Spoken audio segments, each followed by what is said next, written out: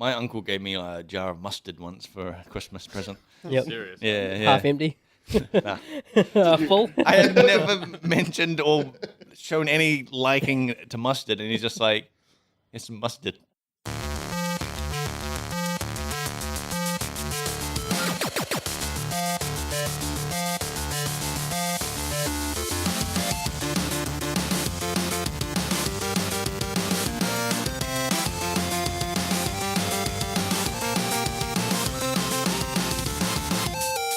Hey, welcome to Front Seat Gamer. This is episode 84, I think. Nick's away today, and Nick's away for a couple of weeks. He's on his honeymoon. So I'm joined with by Sav today, Yep, right, as usual. I thought you were going to be away as well, so I had a panic attack. Nope. I had a panic attack and overbooked the podcast. I would have told you. Yeah, But did you have to cut the other people that were going to be on because Sam was here? Or? They politely set it out. It was their decision. But I also told Blake I would have sat out. Yeah. If I didn't need to be on. It was a lot of people to edit, so it's fine. A lot of politics involved in this. Yeah, there was a lot of today. Yeah. So that voice you're hearing, that's George. Hey. You've been on before. When was the last time you were on? I can't remember. It was ages ago. We We did the Pokemon one, but then we did another one. What was the other one about? Who else did we have on that thing? Because it was Ed, wasn't it? Dude, I don't remember. I remember you've been on the Pokemon one, and we were calling you like GGG's Pokemon Go champion. That Pokemon Go one was pretty good. Yeah. I wish Pokemon Go was still fun, Yeah. but whatever. Actually, I do kind of want to ask you about that because you were playing that for quite a while. Yeah. You're not playing it anymore, right? Nah, no way. When did you stop playing it? When it became the best. I don't know, man. That game was weird. It was really good because it kind of had this total social thing where pretty much everyone you saw outside was playing it. I remember doing those 1 a.m. things down at Mission Bay. Oh, that's right, dude. Didn't you say you skipped out on a date to go? Yeah, bro, it was insane. I think I had been on a date at one point and had seen all these people at Mission Bay just congregating around the playground, and I was like, what the fuck is going on? This is weird. And then you see them all just go, oh, because they'd all just found the same rare Pokemon or something like that. And I was like, shit, I need to get amongst this. And so for a few weeks, I'd go down at least 1 or 2 times a week, and I'd drag my flatmate into it. And we went down there, and yeah, man, so many people used to go down there because I think that they had an algorithm where the more people that were kind of clustered together, the more Pokemon would turn up. Oh and yeah, stuff. that's pretty good. But I think the thing was that the great thing about the game was going out and searching for them. But there was no longevity in the game because there was no kind of battling each other, which is exactly what you want to do with Pokemon. It was only the gyms, right? Because there was that lunchtime I came out with you and we just we tried to hit a gym. Yeah, but it was in a weird spot where the Wi-Fi was right. I forgot out. about that. Yeah, and then everything would you'd almost take it over, and then suddenly the internet would crash or whatever. And we looked, and then we saw other people walking around as well and being their Pokemon. That's what I don't get because they're bringing out that new Pokemon game for the Switch, eh? Yeah. And I think it's almost the same thing where it's you throw Pokeballs at Pokemon, but you can battle them, but you can't. But it's an actual Pokemon map, and you go so it's not in real life. It's in the actual thing. Yeah. They've also added battling to it. They didn't show the battling though. Okay, so do you battle trainers, or are you just battling your friends? It looks like you can battle trainers, but I don't see why they wouldn't add battling your friends in. It seems kind of stupid. What I don't understand is why they don't have you battling the wild creatures that you find. I feel like they've with Pokemon Go and with this game, they've just taken out a bunch of the fun mechanics for the sake of what? They didn't show it because they never showed a transition from getting into a battle to how the old ones did the weird screen effect and zoomed in and then the battle screen came up. Yeah. So there might actually be a battle before you throw the balls. So maybe they were just trying to jump on the Pokemon Go hype. Yeah. But we'll find out in a couple of months, right? Yeah. Oh, you might want to introduce Jake. We just went off on a tangent. Oh yeah, I'm here too. Sorry. So this is Jake. Hey. Yeah, y'all know Jake. He was on the God of War chat. Yeah. Remember that? The God of War chat, and then a week later you had Jonathan on and talking about the same stuff. Ah, yeah. Yeah. I thought it was real funny. Yeah. It was me. Have we talked about what you do at Grinding Gears? Probably not. What do you do, man? UI programmer. So I'm if you've heard of Harry, I'm the mini Harry. The mini Harry. Mini Harry. But Jake's huge. He's He's huge. Do I though. take offense to that? Whoa, dude, man. Yo, he thick. You'll go with that. Does it mean you got to take orders from Harry? Yeah, but like We'll Harry take- does other stuff now. Yeah. So like I get all of the stuff Harry would have got while he works on this special stuff. the special stuff. Harry gets the special Special jobs. He's a special He's boy. he's more like maintaining tools and like doing new stuff while I do predominantly the main new panels, Yeah. leagues, and Fair and enough. UI. I love giving shit to Harry. Yeah. Yeah. Whenever anything goes wrong, I'm like, Harry, you're such a bad programmer. Yep. Always pretend that he's the one that made up the Asset viewer. asset viewer. Asset viewer. Harry, this is terrible. Harry, yeah. He hates that. He gave me a rant about that one day. Yeah, It's like, yeah, he "Didn't does. make it. Yeah, that's exactly it. Because the thing is that like he should like he knows that you're joking, but you can tell that he still actually gets like offended, which Yeah. is what makes it Yeah. funny. Yeah, Because he's just like, it wasn't me, and you're just gonna like, oh come on, Harry. We were all young once and did bad programming. Like, don't worry about it. I think he's got that reputation because, like, anytime at least when I first joined, anytime that anything that was wrong with the asset viewer, I was told I'll talk to Harry. And if everyone's just told that, they just assume that Harry built the thing, and he did build the exporter, and you can export out to the asset that's the viewer. worst part of the so you're asset just viewer. like, oh yeah, it's the same thing. Yeah. That's the worst part of the asset viewer. Yeah. Didn't like some junior programmer write it and then they left? And Yeah, then, I like, think so. Harry just had to deal Yeah, with Harry it just had to deal with it. for the last like 10 years Yeah. or so. And for listeners, we've talked about Harry before. He refuses to be on the podcast. Yeah, so we're Does he? calling Yeah. him out Why right does now. Yeah, we he, call why him does he out. refuse to be on the podcast? I don't know. He likes his privacy. He's got a Facebook page, but he has Oh, no yeah. like photo on it, and he Yeah, never posts Harry's anything. Facebook's weird because the amount of like he's got nothing. I think I was the first person ever to write on Harry's wall. Yeah, Nah, bro. No, Come on. I was there, bro. Were you? Yeah, yo. Because I Scroll, remember scroll down on that wall. Scroll Oh, down, what, you scroll see down two- one post. number one. I Yeah, scroll down one. Because I remember writing on his wall and there being nothing there, but he's like, "Yeah, I've been part of Facebook for years." Yeah. And like, it's weird because I'll see him online and I'm like, "But what are you doing?" Like, He's watching, yeah, he's watching. That's the thing. Like, he never comments, he never tags, he never posts anything. but he sees everything. he's just sitting there like some sort of weird puppet master, Yep. Bro, he, watching things happen. He made Bitcoin. Yeah, that was all Harry. Yeah. Yeah. Harry's claim to fame. I think we have talked about this on the podcast. Is that he was #1 employee, the very first employee. Oh yeah. Oh, yeah. Yeah, Mm. when they were working in the garage. So that's kind of cool. He has like actual accomplishments. No, that's his only Of course thing. he does. That's his only thing. Yeah. He's been here the longest. That's it. Yeah. No, he has been here a while. Yeah. So, man, what have you guys been playing? Jake? Man, Kingdom Hearts, man. I'm playing through the series again. Oh, What, is seriously. this before the new one comes out? Yeah. Yeah. fair Dude, are enough. you excited for that? The Hell new yes, one? I'm excited for it. It's Yeah. one See, of my favorite I've game series. I've never played Kingdom Hearts, and I've always kind of like heard from everyone that's really good, but it's never been a game that I've picked up. Not because I'm like against it or Yeah. anything like that. I But I saw overheard the new one, and it looks good. overheard Jake and Ash talking about Kingdom Hearts yesterday at lunch, and I didn't understand anything that came out of their mouths. Is it just one of those ones? It where was it's so just- in-depth where you're yeah. like, what? Like, the game's great, but like the main character only like he plays a small part in it, and the interesting story is like of the villain, Yeah. like through the whole thing, because he's got this amazing complicated story, but you only see a small part of it. And the villain's not Sephiroth, but looks like Sephiroth. It doesn't look like Seth. Well, I mean, don't all the Final Fantasy characters, like the villain Yeah. and the main character, all just look like the same guy? Yeah. Just Real yeah. cool hair. you got to have Black cool hair to black be in trench the- coat thing. Yeah, yeah. Sharp jaw.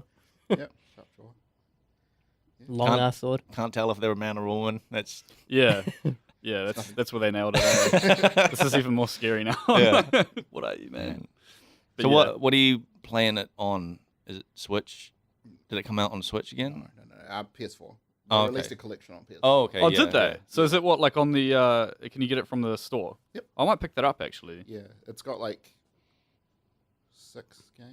Oh shit! Yeah, I've always wanted to kind of give it a bit of a go. Yeah. And then they've got like for the games that they didn't like remake or remaster or whatever, they've got like a video you can watch and explains the story of it. Yeah. It's Okay. really cool. No, I'll definitely give it a play. What do you can't- know about the third one? It's gonna be awesome.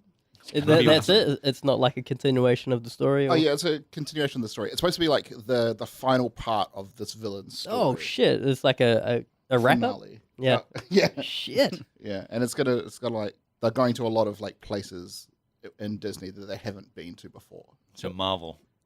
Yeah. I really, Yeah. okay. Since the second Kingdom Hearts, they've gotten all of the Marvel franchise Yeah. and the Star Wars franchise. Oh, yeah. So I'm hoping that they chuck those worlds Oh in. my god. You find out that the bad guy's actually a Sith Lord or something Yeah. like Yeah, that. yeah. You're like, oh, he's got Jar the Jar Force. shows up. man. Jar He's Jar's the bad guy. Oh, my That'd be God. great. They did, because what makes it more plausible is that they did Pirates of the Caribbean. Yep. And that's been in the second game. They did like Ah. stuff with that. So I'm like, I'm pretty It's a excited. lot of content to work with. Yeah. Yeah. You know what I mean? Well, Which this is has been in great. development for so many years. A lot of Yeah. weird franchises to merge into one. No, Like, it's I already I think weird that that's there's what like makes it good though, isn't it? yeah, I mean it is its weird own unique thing, Mm. but it is so weird being like, yeah, here's this the Final Fantasy looking JRPG with like Goofy and Donald Duck. Yeah. How did that come about? Okay. How? I know how this work came about. Disney, like they went to Square and were like, hey, we want to make this cool RPG with our worlds and stuff. And they were like, okay, sweet, Mickey has to be their main character. And they were Yeah. like, yeah, that's not going to work. So they invented this new character, Sora, Mm. and they gave him like features to be exactly like Mickey. He does have big feet. Big feet and a red thing and blue top. Oh right. So like what- his whole costume is based off Mickey. Huh. And then they just chucked Mickey in being some like badass thing. Why? Like, So why it was wasn't all- Mickey allowed to be the main character? Because it was like too on the nose. Do you want to hear that? Oh, let's go. Yeah. Yeah, no, that's true. I But, get like- yeah, fair enough. Yeah. Like I don't think it would have sold nearly as well if Mickey was the main character. No, yeah, I can get that. I can understand that. Mickey's kind of irrelevant right now. I haven't seen Mickey come back and do Have anything. you seen Mickey Mouse in any cartoon? I don't think I have. Not in the last. I thought 20 Mickey. years. Do you remember when Epic Mickey came out? I thought Mickey was making a comeback, like old school looking Mickey. Remember that. Even that was a while ago. Yeah, that was a while ago now, but like at the time I was like, Mickey, old school Mickey's coming coming back. back. Yeah. You know? it's gonna be cool. Steamboat Mickey. And then, yeah, Steamboat Mickey, and then that rubber hose Mickey, and Yeah. then that kind of flopped. Yep. It never happened. Yeah, what are they doing with Mickey and Donald and stuff? Like, there's no games, there's no like movies or Yeah. shows. Why or would you anything. want them though? Because they're not exactly like interesting characters. To be Yeah. fair, they're kind of just like Yeah, but- characters with weird voices. They were a kids thing, and then it's kind of like they just completely erased it. Like, though I guess Disney's focusing more on like big franchises and movies and Yeah. things for adult audience. Well, dude, even in the '90s when there was all those Disney cartoons, they weren't like the main Disney guys. They were like, you know, Scrooge McDuck and stuff were like offshoots Duck. of yeah, Yeah. Darkwing Duck. They were all offshoots of like Donald Duck, Yeah, and Donald Duck was like, I don't think he was even in it. Yeah. They were all related to him and maybe sometimes mentioned him. The DuckTales. mythology of it. Yeah, yeah. It's the next phase. They're remaking DuckTales. Are they? Yeah. Yeah, yeah. Is I it really going to be hope- 3D? No. Oh. I think it's already out, and they Yeah, got like it's already David out. Tennant as Scrooge McDuck. There's so many. Oh, man, I was thinking about 90s cartoons and shit the other day, and there's so many I want remade. I was thinking about legit doing a fan art of Captain Planet, Oh fuck. Oh yeah. just making it absolutely badass. Because I was watching it the other day, and it was just the theme song that Yeah. got me, Yeah. and I Yeah. was like, "Oh my god, this show used to be great." This He's is a hero, so man. good." Captain Planet. Yeah, so good. Captain Take Pollution. down to zero. yeah. You know what's crazy? What was crazy with that show is that the bad guys they just wanted to pollute. That for was the it. sake That of was it. polluting. That's what I was saying. They were It's like, amazing. It's yeah, just I've like- got all this they're toxic like- waste and I want to dump it in Yeah, the ocean. it's like- why are you doing that? Oh, because I want to pollute the ocean. Yeah, it's crazy. It's insane because like they're like millionaires and Yeah. stuff. They're Yeah. just like, yeah, I'm gonna chop down all these trees, man. And Not they're even, like, not "Don't even do doing that." anything. I always like how the little I think it was the Indian kid had like the identity crisis because he thought his ring sucked. Oh Did yeah. you ever Oh, see I that? don't know if I episode? did, Yeah. yeah. And you remember him going up to like Gaia or whatever it Yeah. was and being like, "What do I get the shitty power?" And she's like, "No, you've got the power to talk to animals." Yeah, yeah. And all these monkeys start running up to him. And shit. It's dude, it's Like, funny what? if you did a gritty adult reboot. That'd be great. Mutty, I think was Yeah, his name. Mutty. He has the most powerful like ring of them Yeah, all. Like yeah, totally. he could just One ring wreck to rule them all, fools with bro. like armies of animals. I loved how they just took in the racial stereotypes in that show because that wouldn't get made today. Yeah. And like the black guy's called like what Kwame or like some shit like that. I'm from Uganda. Do you know the way of the Do you know the way? Do you know the way of the ring? man. The one ring to rule them all. oh man. What I always think about when I think about the show, I always think of like the evil guys because they ended up like halfway through a season they had like Captain Pollution. I love, man. They dude, made, like, I love pollution that rings. episode. yeah, Yeah. man. The pollution rings were weird. I remember I watched part of one of the Captain Pollution episodes the other day because I got on like the bandwagon thing on YouTube, being like, "Oh yeah, here's the thing," and then here's the villains. And when they were like summoning him, they're like, "Let our polluting powers combine," and I think they were like, "Hate,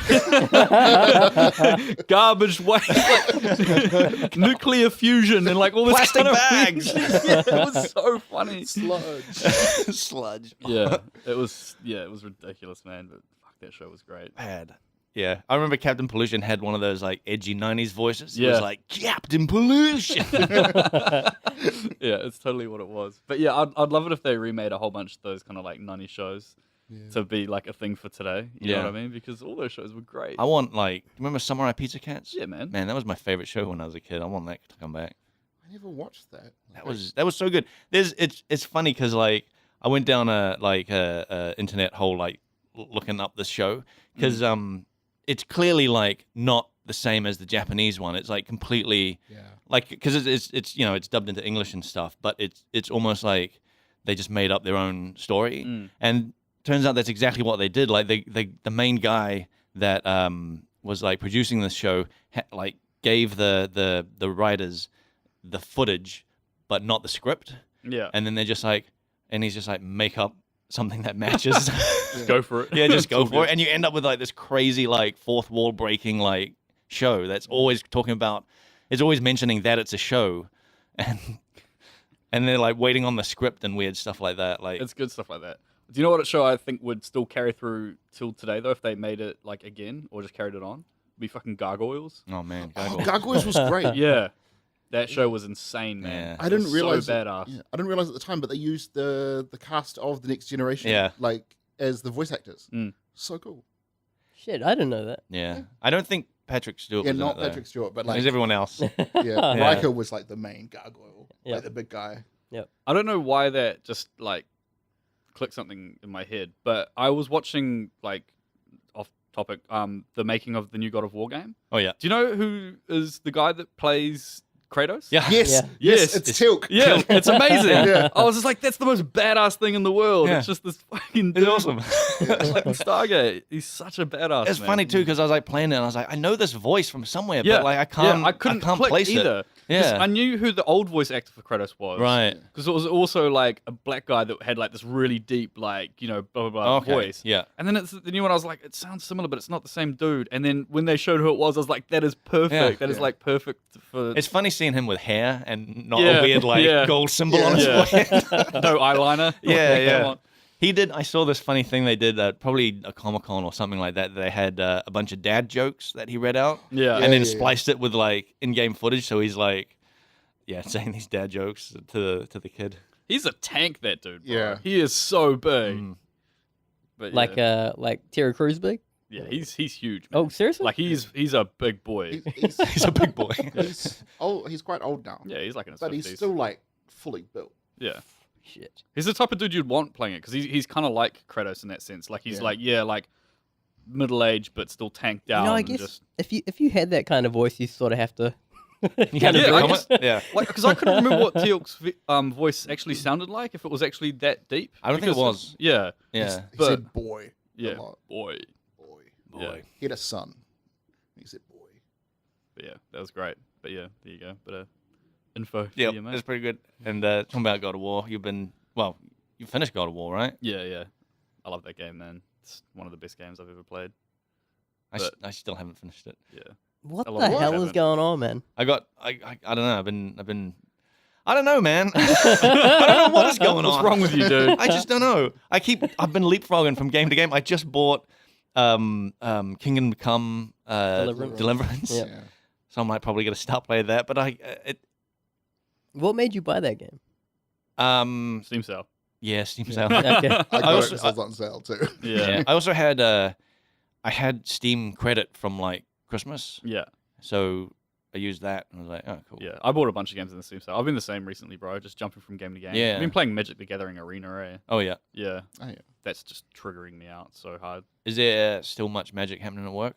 Nah, like it's weird how it we kind of go through a Magic phase like every year and a half of like playing hardcore for like a month or so, and then does just it stopping. Does it depend on when Wizards of the Coast send us like free packs? I don't know. Like, I think it's more like this thing where everybody, like, yeah, I guess it's not that we get free packs. It's that we just kind of like, everyone's like, oh, we've got these packs. Yeah. And we remember it. And we open them up because they're all new cards. And then eventually someone emerges who's got like the best deck. Yeah. And then no one wants And to that's it. fight them anymore because they just trigger out. Yep. You know? Who was that Uh, this time around? This time around, I'm not sure who it was. It might have been Chanda. Yep. But it could have He's been someone else. new concept artist. Yeah. Yeah. The time before that, it was me. Because I remember playing against Ash a bit, and Ash just refused after a while. He's like, "Nah, not fun anymore. Oh, I'm just man. getting my ass handed to me like every time."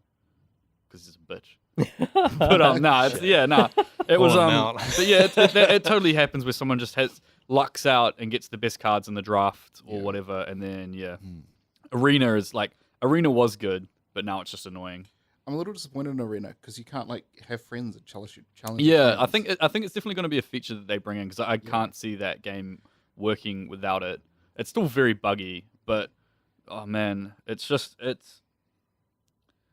I don't know what it is, but everybody runs the same shit, and I just have been like, I have lost faith in it because there's so many cards and stuff like that, and awesome mechanics that if you sit there and think it out, you can make some crazy shit happen. Yeah. But everyone just runs like blue control. Right. Because it's just like anti-magic. It's just like, Yeah. I'm just going to counter everything you do.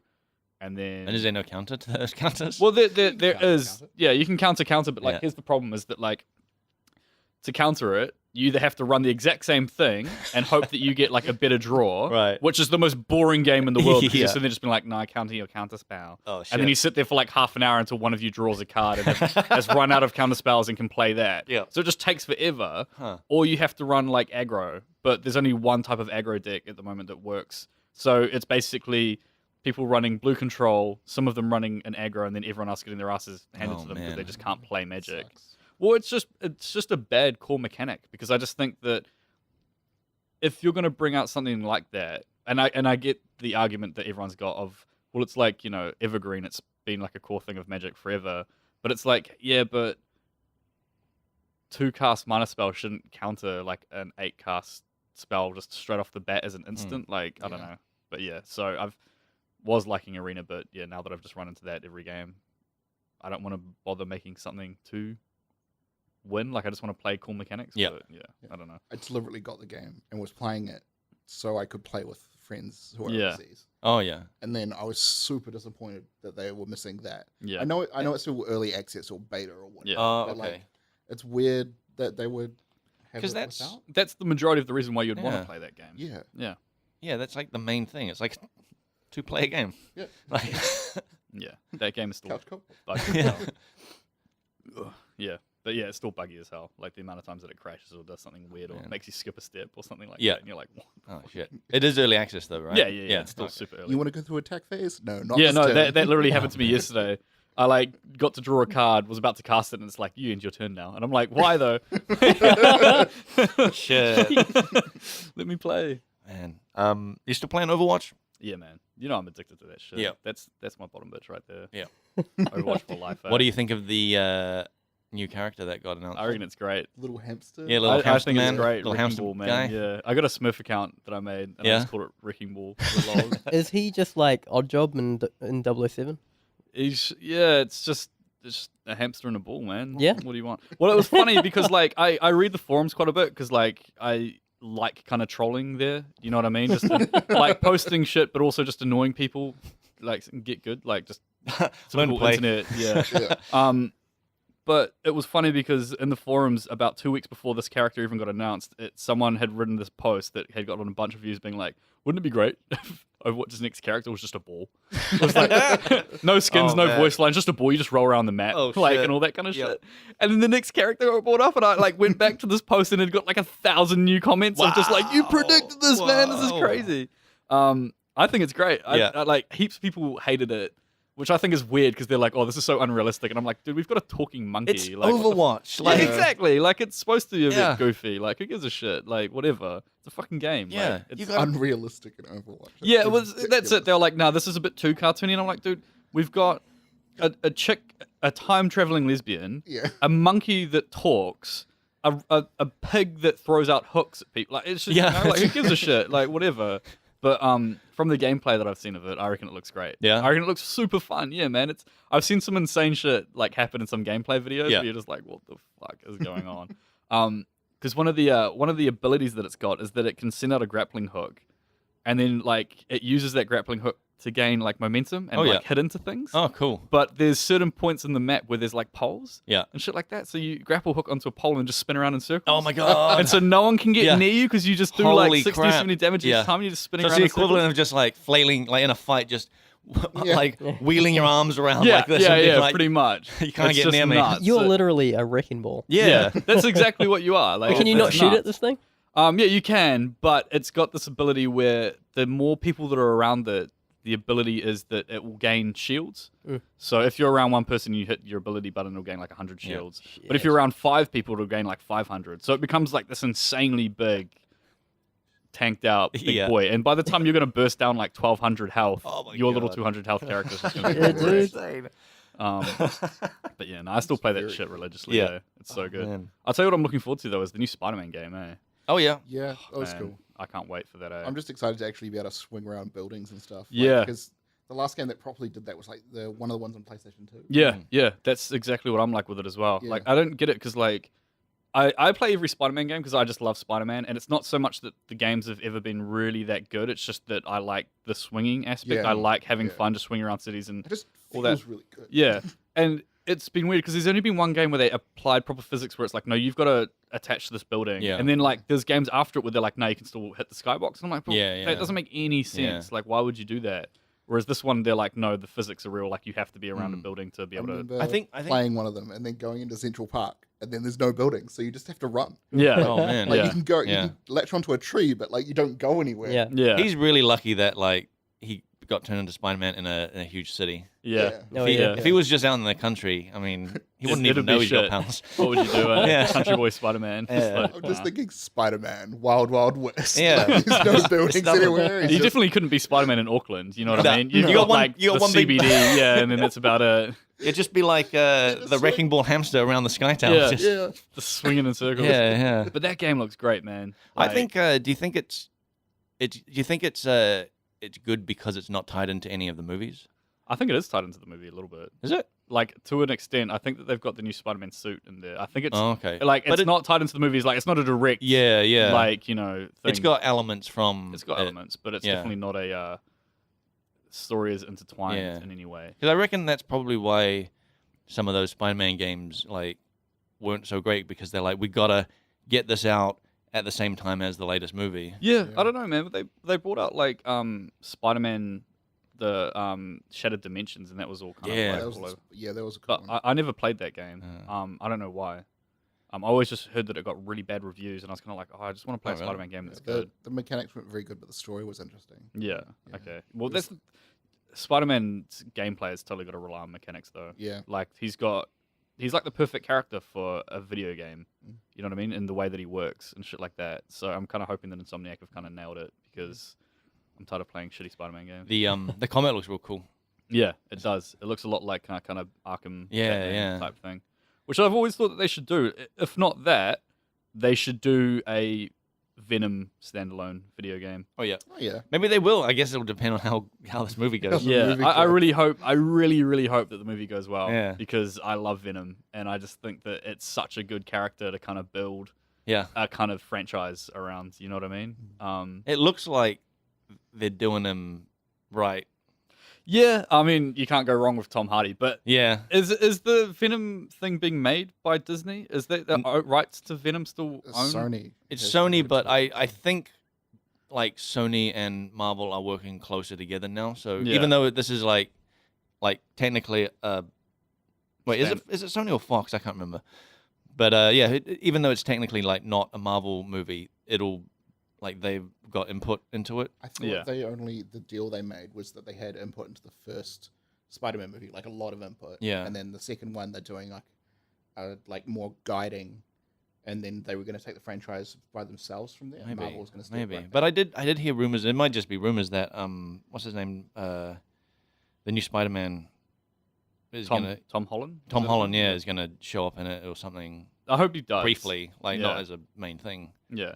Yeah, Because Venom's great, man. Because Venom's like kind of like a character like Deadpool, where Yeah. they started off as like kind of a random villain, but then got their own thing Yeah. kind of going. And Venom does so much cool shit in the Yeah. comics. Like he becomes insane. Like it's nuts. So I'm really hoping that game's going to be good. So I'm kind of hanging out for that. yeah. I like it. He sort of became a good guy because people just really liked him, right? And Who Deadpool? no, Or Venom, right? Yeah, 'Cause- Venom was weird. Venom, like he started off as a villain, but he kind of became like an anti-hero, Mm. and then he kind of got accepted into like the Avengers Oh, and shit. stuff like that, and like the Yeah. anti-Avengers, and then they've just done heaps with him, where like the symbiote kind of like replicates and takes over the city, and then Oh, yeah. like all this, there's anti-venom and just all this other crazy shit that happens. And they've got Carnage in there who's takes the place of just the insane That- psychopath yeah, murderer guy yeah, that pretty much. is always a bad guy. Yeah. I heard that they were making, just speaking of Avengers and stuff, that Square Enix was making an Avengers game. Yeah? Yeah. Oh, I don't know how that'll be. Yeah. They've only done a teaser like image, Yeah? but like apparently it's been made. What kind of Yeah, game would so- it be though? I don't know, because they've like done more. They're doing more different types of games now, so it could be like a Before the Storm kind of game, because they made that as well, didn't they? Life is Strange. sorry. Life is Strange, you mean? Yeah. Or it could be like Oh, some- like a Hitman style. because Telltale did do a Guardians of the Galaxy type thing. So like Yeah. those like Marvel games do like happen in that sort of like adventure game Yeah, it does style. translate well, I guess. I think anything with multiple characters is going to be really hard to pull off. Yeah. In the sense of like how different their powers It are. could just be like an MMO again, I guess, but I'm kind of like hoping it's not. Yeah. Yeah, I know what you mean. Because a lot of superhero MMOs seem to like just yay for like a year and they just Yeah. crash and burn.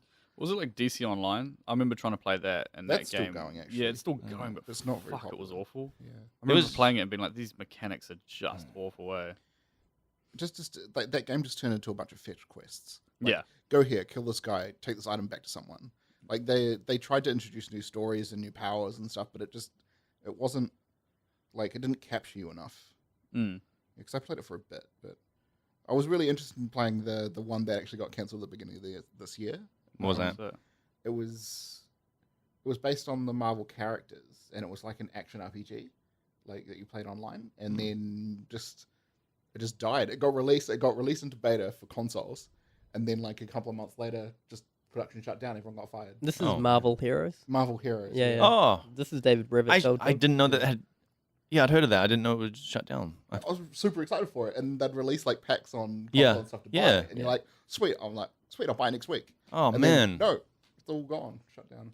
yeah, it's like the. Did you see that they released like all the a bunch of vids and stuff that they were doing for like the Darth Maul standalone game that got No. shut down? There was a Darth Maul Dude, standalone it game. was fucking badass, man. I was watching the clips of it, and it's just exactly what you'd want. Like I've always really liked kind of like Star Wars games because it's the same thing with Spider-Man. They've just got good mechanics. Like Yeah. it's like you're a Jedi or whatever.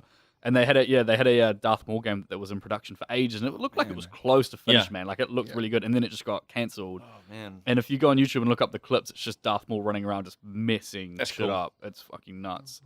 But I really love playing those Force Unleashed games. yeah, so do I. I was about to say, was it like supposed to be same kind of style as Yeah, Force it was pretty much exactly what Force Fucking Unleashed was awesome. like. I love Force Unleashed as well. I Yeah. thought Yep. it was Force Unleashed was weird for me because I think that the first one had one of the best Star Wars stories I think I've ever had out of any movie or Yeah. game because it was just like this insanely good bridge the gap type Yeah. thing. Way better than what was the standalone Star Wars movie? Clone Wars. No, the one that came out recently. Oh, Rogue One. Rogue One. I Yeah. think it was a better bridging story You than Rogue reckon? One. Fuck, it was awesome, man. Dude. It was Is that still like canon? nah, it's that, not. that game. Fuck No, no. it's not. Nah, no way. No way. It was that different. It totally did what Rogue One did, Yeah. but from like a dark side perspective, Yeah. which was awesome Right, because it was cool. kind of like you start off as Darth Vader's apprentice, Yeah. and then you get betrayed and shit. Yeah. And then he kind of is the guy that brings together these like leaders that end up forming like the resistance. Oh, right. Or like whatever. Yeah, and, yeah. But it does it in like a really, really clever way. Huh. And it was like, oh man, that's like it actually bridges it so well, which was great. I liked how the Force was like on steroids. Yeah, They it was fucking- nuts. Like it was the Force. You could like pull shit around, but you could fucking pull down Star Destroyers. Yeah, that- everyone that's talks about that. that's the main thing I remember about it. Yeah. That was one of the most badass moments in the game when they Yeah, just like dude. pull it out of the sky and you're just like, oh my god. Okay. Yeah. That's some cool shit. That's like the- that would be cool to see on an The- actual movie. Or The something. dude was like more powerful than Darth Vader. Wow. Did he Like end up- way more powerful. Did Like, they it was- clean up the story in the end? Like, was he still around? Or? So in the second game, so yeah, this was what I was about to say before. Like the issue that I have with it is that the first game, the story was insanely good. Yeah. And the mechanics were like all good, but they're still a bit clunky in some areas, which is like, whatever, it's still good enough. Yeah. Whereas in the second game, the mechanics were amazing. Like it was like really, really good gameplay, but the story was just fucking awful. Like it was Right. didn't make any sense. It just kind of just ended at a really weird time. Like it was just like whatever. He was like the second one. He was like a clone. And Yeah, well, it was they'd tried cloning him, and then you end up fighting a bunch of clones, but you don't know if you're real or if you're a clone. Like it was just, yeah. it kind of just didn't really lead anywhere. It was like, Yeah. oh, we've made a bunch of money off the first game, so let's do this, but not I make only it. ever But played the first one. I never got around to the second one. oh, the first one is like, yeah, it's worth playing that one. That can be tough. Like that happens in a lot of like TV shows and movies where like the first one they just nail it. Mm. And then they're like, this made a lot of money. We should make a second one. And then the second one, they're just like, we don't know Yeah. where to go because we haven't thought about this for like 10 years Yeah, or something like we yeah. did for the first one. They just write the characters into a corner right at the end. Yeah, yeah. Right, Speaking of that, did you guys see the big crowdfunding thing that they did to remake The Last Jedi again? Oh, you told me about this. Oh, really? Dude, Tell me okay, about it. okay, God. this is fucking nuts, man. So I didn't believe this at first until I like actually had like gone into it a bit more. There was this group of people that wanted to get the Last Jedi remade because Yeah. you know how there's a big kind of like 50-50 split of like people that loved it and people like this is shit. What have you done? I didn't even know that existed. Yeah. So there's There's a people hated it. no Oh, there's a man, bunch we're- there's yeah. a What? bunch of people that hate Yeah. it. It's There was- Really? even Mark Hamill, fucking Luke Skywalker, did not agree with anything they did in that Yeah. movie until after it had been made and he'd seen it and he's like, okay, I can kind of see Yeah. why. Mm. Like he was complaining about it the whole way. I remember Yeah. seeing an interview with him when they were talking about it. Yeah. He was like, "This is not what my character should be doing." Yeah. Yeah. And I can kind of see why he thinks that, to Yeah. be fair. Like, I liked The Last Jedi. I don't try and take that shit too seriously. Like, I love Star Wars, but I like the universe of Star Wars Yeah. as opposed to just the individual story Mhm. kind of making whatever sense. I actually really liked The Last Jedi Yeah. because like everything that you thought was going to happen, they just like it was like a big fake out Yeah. with a lot of stuff, which I thought it kind of needed because they were falling into the old like pattern. Yep. Yeah, of the I guess movie. they were, but at the same time, I can understand that there was a few disappointing things in The Last Jedi Yes, where I was just yes. like, what the fuck? Like, you could have made this so much. Like, a lot of the fan fiction was better than what actually happened. Yeah, dude, I think I've said this. I spent 2 years looking Yeah. up like fan theories about like who Snoke is, Yeah. who Rey's parents are, and then when he finally shows up on screen, I was like thinking to myself, finally, Yeah. I'm gonna find out who this guy is. Wonder if he's gonna be this. Wonder if he's gonna be that. then he's Yeah. Oh man, and then he's gone, and I was actually stunned. I Yeah. couldn't enjoy the awesome ass fight that followed. Yeah. And I was just like, what? This is it? What? Insane. But anyway, so there's this group that got together and they were talking about how they wanted to remake The Last Jedi and keep it more true to whatever. Yeah. And they put out a tweet saying they were going to raise like a crowdfunding thing, and that what they wanted to do was basically cover the funding costs, which is like 200 million. Yeah. Is how much it cost to make The Last Jedi, and pay for it if they could make it canon and get it remade. Yeah. And a lot of people were just like, yeah, whatever, this is bullshit. Like no one's gonna believe in it. Like da da da da da. But they ended up tweeting out to the guy who made Guardians of the Galaxy, Oh, yeah. director, and he's Oh, just yeah. like, look, if the funding's there, I wouldn't be against making this the way that you guys want to make it if you guys provide the script and all this kind of shit. Yeah. So they set up a crowdfunding thing. Within 3 days, it had reached $16 million, right? Yeah. You know how much it's reached now? That's peanuts. 16 million. Yeah, It better peanut- be over 100. Okay, it's up to $350 million. Fuck, Well, dude. how much did they say the goal was? 200. 200. 200 is what it cost to make The Last Jedi. So They've beat the goal by almost double.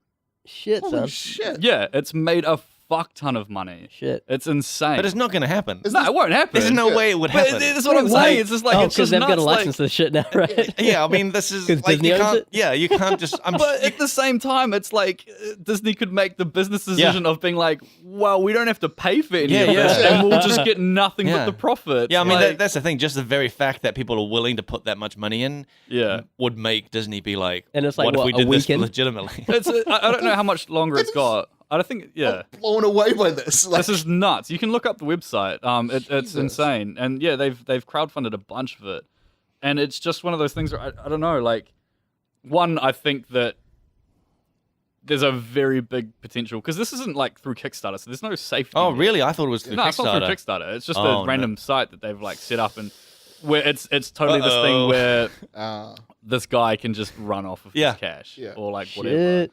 But at the same time, if they did end up making something, you know, I mean, it's not like they don't have the budget there to make Yeah. something fucking nuts if they They wanted could to do oh it. man, I don't know, like because licensing and stuff like that. Like Yeah.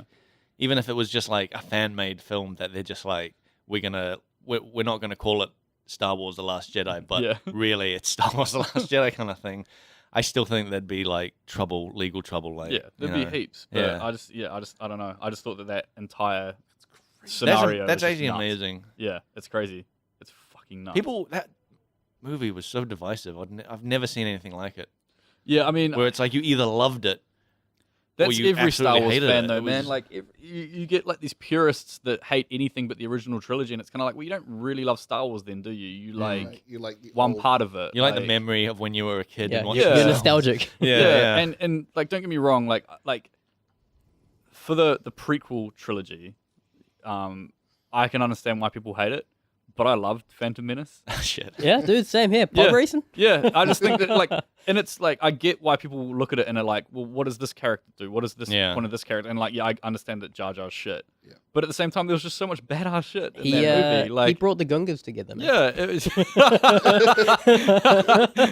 Yo, he there united will the be peace people. for the Gungans. He united the Tatooines. Yeah. You know? I just think that like there was just stuff in that movie like Darth Maul was just I sick. wish, like, I really do wish that Darth Maul had survived and been the main bad guy Well, through. Like, he should have been instead of. he did in the Tower. cartoon. Well, I mean, he did in the cartoon. But that's canon though. Yeah, Yeah. that is canon, Yeah. as we know from Clone Wars. Solo. What? Solo. What? I haven't seen Solo. Never mind. I haven't seen him in Solo either. Fucking what? Wait, is Darth He's Maul in fucking Solo? what? Nah, he's not. No. What? Bro, If is I he in go Solo? see Because I this haven't movie seen and it, and he's I'm in gonna Solo, go. If he's in Solo, I'll go see it. I thought everyone knew this. So He's been no. out for ages. Isn't he actually in Solo? All right, he has a cameo at the end, No shit. and he's got the robot legs. Okay. Well, I know Oh what man, I'm that's seeing awesome. tomorrow. Okay, I didn't Yeah. know that. Robot legs? Yeah. Shit. Yeah, no, because he survives. Yeah. Holy fuck, I never knew that. That's amazing. You got brand new legs. Yeah, he's got brand new legs. He's Lieutenant got- Dan, you got new legs, I- magic legs. I actually don't know if you're messing with me right now. You'll have to go and see it. was Yeah, gonna but I see don't want to something go else pay to tonight. go see it. Like I want to download it illegally when it's out on the net. Well, you can probably just YouTube it and you'll see some shaky cam version of. Man, that's awesome. Yeah. Does he Okay, have half the midi-chlorian count now? Because of the... Oh man. yeah. He's only half a man. Yeah. Half your midichlorians are in your Spoiler, legs. he comes back. No, spoiler alert, he's Snoke, and he got chopped in half, but he's still alive. Oh, fuck. shit. Snoke got chopped in half too, man. Yeah, why is He's that? definitely Oh, got a man. chopped in half Man. body buddy system Oh, going on. shit. See, Oh, Darth that's- Maul went and picked him up, bro. Yeah. That's nuts. I didn't know that. That's so cool. But yeah, the Phantom Menace was great. Like the pod racing was just an enjoyable movie. But I do think that the Clone Wars was a fucking awful movie. I can't watch that. I just think there's just so much terrible I shit. never watched the movie, but I watched the series, and I like the series. That's what like a lot of people say is that the series really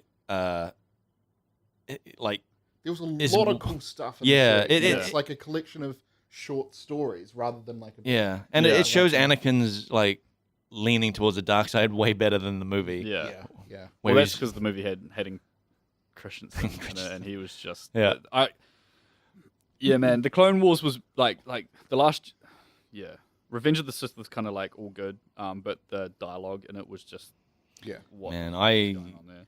remember shaking my head at the end of Sand. It's everywhere. Oh God. I hate it. I remember shaking my head when Darth Vader finally he's fully Darth Vader at the end, and the first thing, and he's like, no.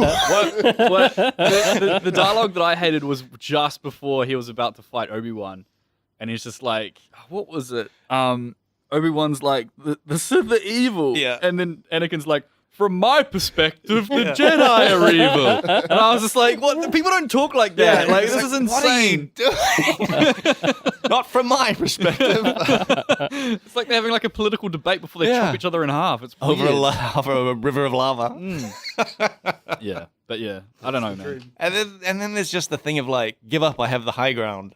Yeah, which Like, is like, you've been flipping all over the place Yeah, for like 3 you can movies. jump like 3 stories. Yeah. To be fair, in The Phantom Menace, Obi-Wan did not have the high ground. and he did that. made it. He Yeah. did that exact move. Yeah, exactly. But Darth Maul was just stunned by his like acrobatics. That's the thing. He was just like, whoa. And then slice. That's why Obi-Wan knew. He was like, fuck, I know what this guy's Yeah. going to do. Yeah, exactly. It's like, Yeah, Obi-Wan, he knew it. He taught him that trick just for this exact day. But yeah, I don't know. Anything like that, like I would love for a standalone kind of Star Wars movie that is based on one of the bad guys. Yeah. Yeah. Not like, and I mean, I get that Darth Vader's kind of like, the bad guy, but like a Darth Maul Origins movie. And it's the same with video games. Like I've always wanted to see like a really dark and gritty Venom Origins, or what I always thought would be really awesome is if they did a Magneto Origins video game. Oh, yeah, that'd be cool. Where he kind of is like growing up in like Nazi Germany, and you see him start to kind of like bend those fences and just start doing crazy shit. I just think that would Break be out of the sick. concentration camp. Well, yeah, but like exactly because like you could take it to that heavy level, Yeah. you know, Yeah. like, and I think that's what a lot of comic video games are missing. The Spider-Man thing has always been really, oh, you're in the city in the middle of the day, it's all sunny and kind of happy. Yeah. And I think the thing that like the Arkham series got really right was the fact that they made it dark and gritty and kind of like messy like that. And I think that if you wanted to take it to that more serious level, there's a few characters you could do that with. And I think Magneto would be a great one where you're kind of like this Absolutely. kid in a concentration camp and all these horrific emotional things start happening to you. Yeah. And that causes you to do this shit. Yeah, which it I think would, justifies you being a badass. which Yeah, I yeah. think would be fucking awesome. It'd be such a good premise for a game. If you did that, you'd have to do it right. You'd have to make it like a R18 or something. Oh yeah, no, totally, You 100%. couldn't Yeah, make it, like a No, kid no, thing, 'cause I- they'd cut so much. I don't think that. I think that you definitely have to kind of set boundaries with the shit. But I think Yeah. that they've already kind of done that with movies like Deadpool. You know, there's Yeah, like you need to make these superhero movies that are kind of aimed at adult audiences Like- because it's obvious that it can work. Like Logan. Yeah, like That was- Logan. Yeah, Logan's really good. I loved Logan. That Yeah. was And I mean, a damn and- good movie. and you can do that with games, and I just think that an origin story like that for like Magneto or whatever would just be great because I think one of the best scenes out of any of the X-Men movies is when he's getting taken away from his mum and Yeah, he's just yeah. kind of reaching for And it and it's- just like, it- oh, this is it's- awesome. It was good to have that because it did justify his like outlook on all of humanity is like, yeah, these people, like if you're different, they'll want to murder the shit out of you. Yeah. And so I'm going to murder them first. And that's what's great about that character is that he's one of the few villains that's really kind of like you can understand why he's Yeah, that yeah. way, as opposed to just being like, I want to pollute the planet. Yeah. Captain Pollution. Man. But yeah, I don't know. I've always just loved that idea of those kind of things. Following the villains is always so much more interesting Yeah. than the characters. Yeah. Yeah. Good villains like I think way better than Oh yeah, than, it's the same reason why people go to watch The Dark Knight for the Joker, not Batman. yeah. Yeah. Yeah. you know? Yeah. Absolutely. That's what I always thought like would be a good premise for like a movie or a game, where you have a movie or a game split into 2 parts, or even 2 different movies and 2 different games. You follow the story of the hero, then you follow the story of the villain, and then like if you made them compelling enough, like, you can see their own reasons and stuff Yeah. and why they. Obviously, there'd be crossover bits and stuff. But... And I think we're getting to a point now where it's these cliches of like good and bad have got so played out Oh yeah. that people don't want to see it. That's why Yeah. Game Yeah. of Thrones is so good. You're seeing Yeah. that like even in Marvel movies now. I think you're seeing more sympathetic villains. Yeah. You know, And like it's we've all seen Infinity War, Oh right? yeah. Like yeah. it is. Not this guy. It is a Thanos movie. Like Yeah. you understand his point of view, even though you disagree with it completely. Yeah, and yeah, think yeah. he's a maniac. It's insane. He Yeah. like you understand why he thinks he's right. Yeah. From what I hear, he's Captain Planet. From what I hear. Yeah, he's kept in pollution. That's for Oh, is he? sure. Yeah. Okay, shit. Well, he has the rings, I guess. Yeah. Oh yeah, he has all. Of... Yeah. Nah, that. I don't know. The Avengers was good. I think Deadpool was better though. Just saying. Yeah. Yeah. We're gonna Shit. start ranking movies. I don't know. All right. What's your list? Well, Oh, dude, that just reminded me of something. I saw there's this comedian called Scott Ackerman, and he did this tweet of Star Wars movies listed in like the order that they came out. So just like A New Hope, and then Empire Strikes Back, and then it just went down until like the latest one. It created a Twitter storm because people thought that he was ranking them on like their quality,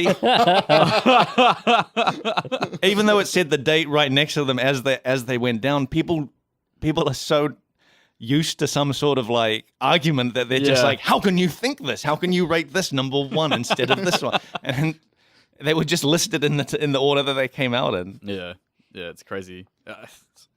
Movie buffs get me, man, because like, I think that with anything, you've got to go in it with the idea that you're there to be entertained. Yeah. And if you enjoy it, then like, what does it really matter? Like, Yeah. I get that it's an art form, but the amount of times that you hear even people at work or whatever saying something, and you're just like, what the fuck? Yeah. Like you go to more movies than anyone I know, but you seem to enjoy them less than anybody. Yeah. Like, I don't understand why you like it. Like, Yeah. I don't get it. Like, just kind of take a step back and realize it's still just something that's supposed to be fun, bro. Like, whatever. That's one thing that annoys me about people, because I can like, when I watch something, I can just, what's the word for it? Suspension of disbelief. Yeah. Like, Yeah. I can just ignore that, like, and I can just enjoy it for what it is. Yeah. But then I've got a couple of friends. One of them's not moved overseas, but he analyzes everything. And then when I talk to him after a movie, he'll be like, "Oh yeah, but I didn't like how he was wearing his clothes in this scene because of Shit. what he just said to this girlfriend Yeah. 3 scenes ago." Oh man. And I'm just like, yeah, okay, whatever. Yeah. The story was good.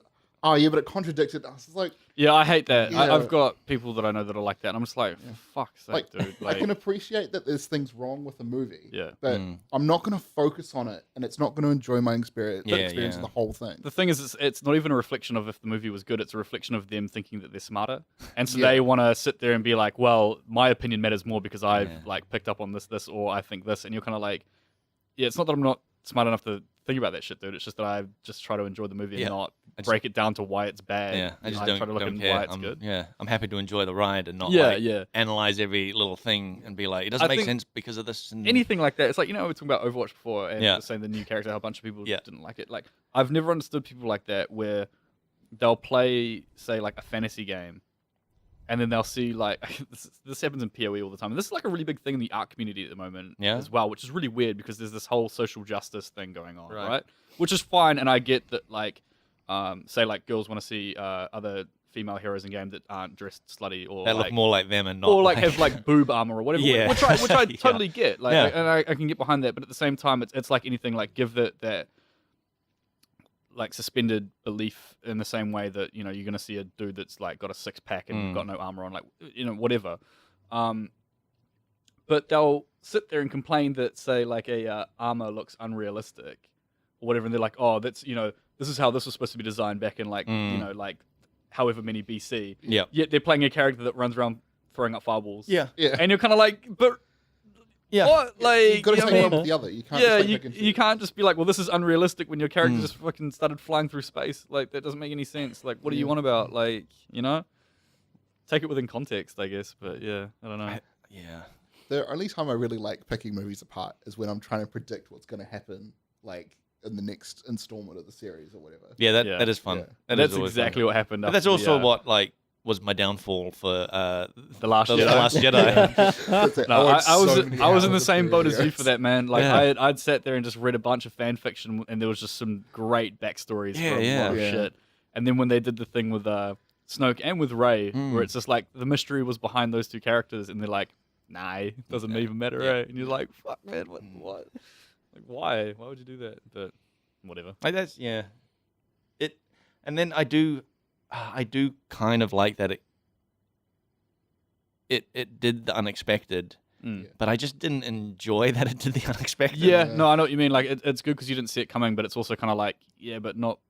That doesn't make it good. Yeah. You know what I mean? A good Like choice. it's cool to do something unexpected if what is unexpected is more enjoyable than what you expected. Yeah, exactly. Yeah. If it's just kind of a bummer, you're like, oh.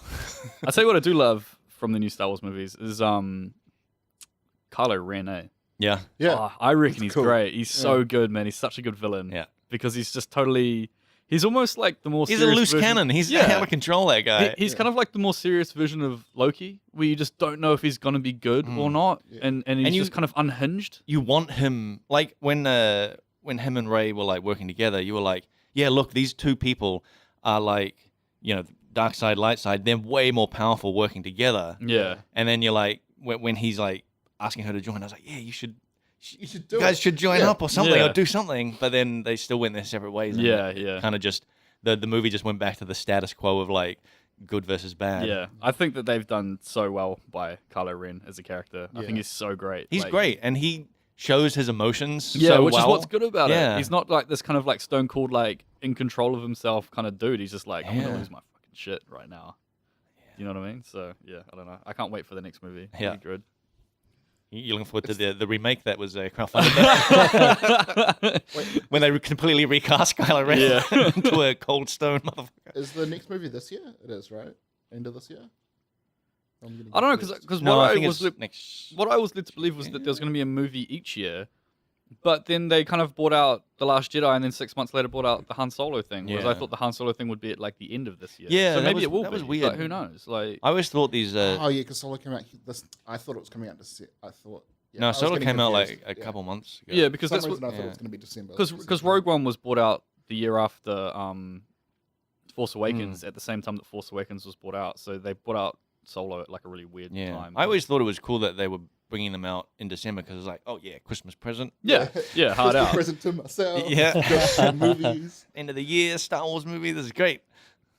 Yeah, I don't know what's going And to then happen. it's weird I heard that they they- put a stall on all the other Solo films as well. Like, Yeah, I think not that- not like Solo. Films, Yeah, but yeah. like standalone films. Yeah, I don't know why they made a Solo film. To be honest, like I think that like this is the thing as well. Like we were talking about before. I think that the Star Wars universe is what's interesting, not Yeah. so much the characters. And I don't think that like Han Solo for me never struck me as a character that I really gave a fuck about. You didn't care where he got his jacket from, I don't care about any of that shit. and he wore for like 30 years. I just like I mean like he's part of the universe, but I never found him likable or interesting. Yeah. You know what I mean? Yeah. Like in the first few movies, I was just kind of Well, like, yeah, like he's all good, but like I wouldn't want to see like a standalone based Yeah. around him. I'd rather see a standalone based like So- like Darth because now we know that the Solo movie was just a build up for Darth Maul at the end Oh, to get a shit. Maul. standalone. Yeah, exactly. You know, here it comes. I would love Next to see that standalone, movie. man. But yeah, no, I don't know. I can see why a lot of people didn't because it like they're saying that it flopped, but it didn't. Like it's not like it's making a shit ton of money. Didn't I thought it actually did flop. No, it didn't. That's the thing. It's already made back like what it was made. Like I looked up like how much it had made Yeah. like internationally and domestically, and it's already over the budget Oh, of what that's- they made for it. Even if it's not, It wasn't. Like, heaps. It wasn't what they were hoping though. Oh I no, think that's it the thing. definitely wasn't Yeah. like The Last Jedi or The Force Yeah. Awakens where it made And like that- a billion. But That you know, it had like trouble during shooting as well. Like they fired I had two directors. two directors and they reshot like 80% of it or yeah, something. what happened behind that? Because I remember Uh, hearing about this, but I never really looked into it that much. All I so- heard they had the oh damn it, I can't remember. They had They had a director, and he had a certain vision for the film, and he like had it, and they presented it when they were about to start filming, and then Disney was like, actually, we don't want it to go in that direction at all. So Really? they got rid of him, and they brought on someone else to do their vision, and then the guy's like, okay, I'll work within these limits, but I kind of want to do this other stuff as well. Can you give me some freedom? And they're like, nah, you're fired. And then they hired someone else, so they got exactly what they wanted, Yeah, yeah. as opposed to someone else's vision. yeah they wanted someone to just do what they yeah, were told yeah. and not have a So vision. who are these directors? Are they pretty big names? There was There was a couple of big guys. Yeah, yeah. Yeah. I can't Del remember. Toro? Is he in there? no. Guillermo? Del Toro Star Wars movie.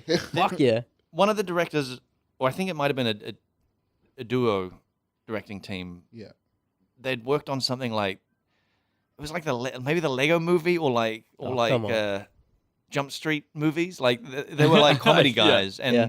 apparently they'd been doing what Disney considered too much like improv stuff on set, like just rolling with going off script kind of thing, and they're Yeah. like, "Oh, you're going off script too much. Yeah. Got to get rid of you." I don't know, man. I think if you're gonna hire someone for a movie, you should hire that person with the intention that you should trust in their Yeah. vision for it. I think that's what and it's funny because like Disney owned Marvel, and that's what they're doing with Marvel now. Yeah. Like Taika had specific, he still Yeah. had to work within the Marvel frame, but man, that was definitely his own movie. But Like, think about this, it's the same thing that happened with the Batman franchise. They got Chris Nolan to write it. Yeah. And that is probably one of the best Oh. superhero trilogies that's ever existed. yeah, if they wanted to spin off if they wanted a DC connected universe, they should have done it off the back of those Dude, movies, that- not. That I think Yeah. I mean Chris Nolan is just one of the best directors / writers that I've ever, watched his movies. Like, The Dark Knight was nuts. And then I was just like, how the fuck, like, I had no faith in Dark Knight Rises. 'Cause Yeah. I was just like, Dark Knight was so good that you're not going to be able to beat it. Yeah. And then he wrote The Dark Knight Rises, Yeah. which I reckon is like just as good. And I'm like, these villains, man, are It- just so insanely Yeah. good. It was tough too because like Heath Ledger, from what I've heard, was gonna be in Oh, Dark yeah, Knight Rises, yeah. and then you couldn't recast him, No, so no. you just And you wouldn't want to. No, you He's wouldn't. by far the best Joker that Yeah. has ever played the Joker, man. Yeah. Like, that Joker is just that level of, like, I don't think you'll see that Yeah. again. Like, and you saw it with, like, Jared Leto, and you're like, nah, Jared Leto. Heath Ledger was better, bro. Jared But, like, Leto. so obviously better that it's Yeah. kind of just like, you're not going to beat it. Like, Jared Leto's a weird guy. yeah. Have you heard of his antics? yeah, on man. set? I heard that he went all method acting Yeah. and started putting, like, turds in his Yeah, he was like co-stars' letterboxes mailing like and dead shit. rats to people Yeah. and like stuff like that, and He's getting his own movie, isn't he? The new Joker movie. Yeah. yeah. Yeah. But there's That's what also I heard a as well. Joaquin Phoenix Joker movie. Ooh, Oh, shit. what? Yeah, Joaquin Phoenix. You know that guy. No, I don't. Are you Uh, serious? Yeah. Why is he the Joker? What? Yeah, this is apparently something that they announced. Who's Joaquin Phoenix? Joaquin's the bad guy on Gladiator. Yeah, You know the bad guy on Gladiator? he was in Signs. The guy who The had Emperor. Yeah. Yeah. Him. Oh, he was in Her, right? Oh yeah, he was. He's Yeah. in a bunch of shit. Yeah. He's Yeah. in a bunch of shit. They've apparently in the works got I think it's a Joker origin story. Why are they doing two? I don't know. one. I don't know. A Joker origin story. Yeah. He's like 80 years old. He's pretty old now, isn't he? I don't know what's happening. I don't like the It's Joker at the end of his life. Like, yeah. doing I remember when I was a kid. Yeah. There's this crazy list online of all the like movies that DC have announced that they're doing, and there's like 20 something movies there that They that- kind of need. I reckon DC just needs to give up the whole franchise and not franchise. They Connected need to give universe? Up the connected universe. Yeah. And Yeah. standalones because they seem to do them a lot better. Yeah.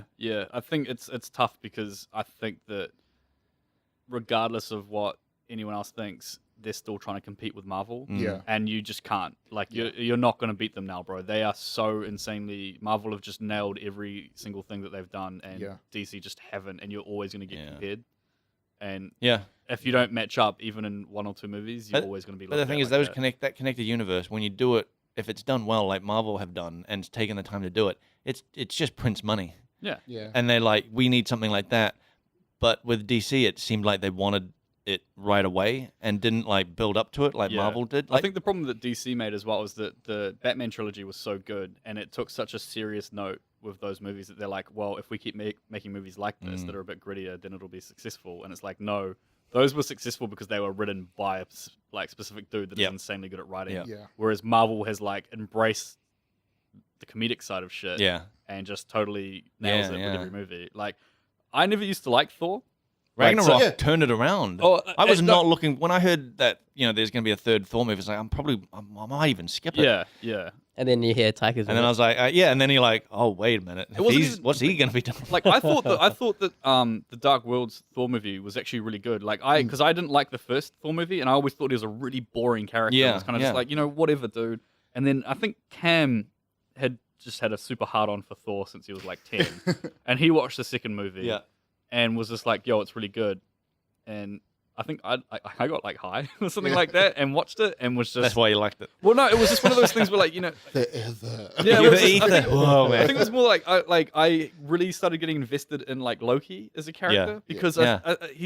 there was a specific scene that I always remember where the mum dies Right. and then they tell Loki about it and he just acts Oh, cold yeah. as fuck, and then as soon as like the other dude walks off, he just breaks down. trashes the Yeah. room. I was like, oh. And wasn't there a scene where, because he's in jail, right? Yeah, he's and in jail there's when a it scene happens. where later on I think they come up to him and he's looking all fine and calm, Yeah. and then it was all the he lowers the illusion. illusion and Yeah. his thing is just wrecked, and he's Yeah. like a wreck, and it's Yeah. like, And so, like, from that point, I was kind of just like, oh, Thor's actually all Yeah. good. And then Ragnarok. And I, honest to God, I reckon I rate Ragnarok as my favorite Marvel movie.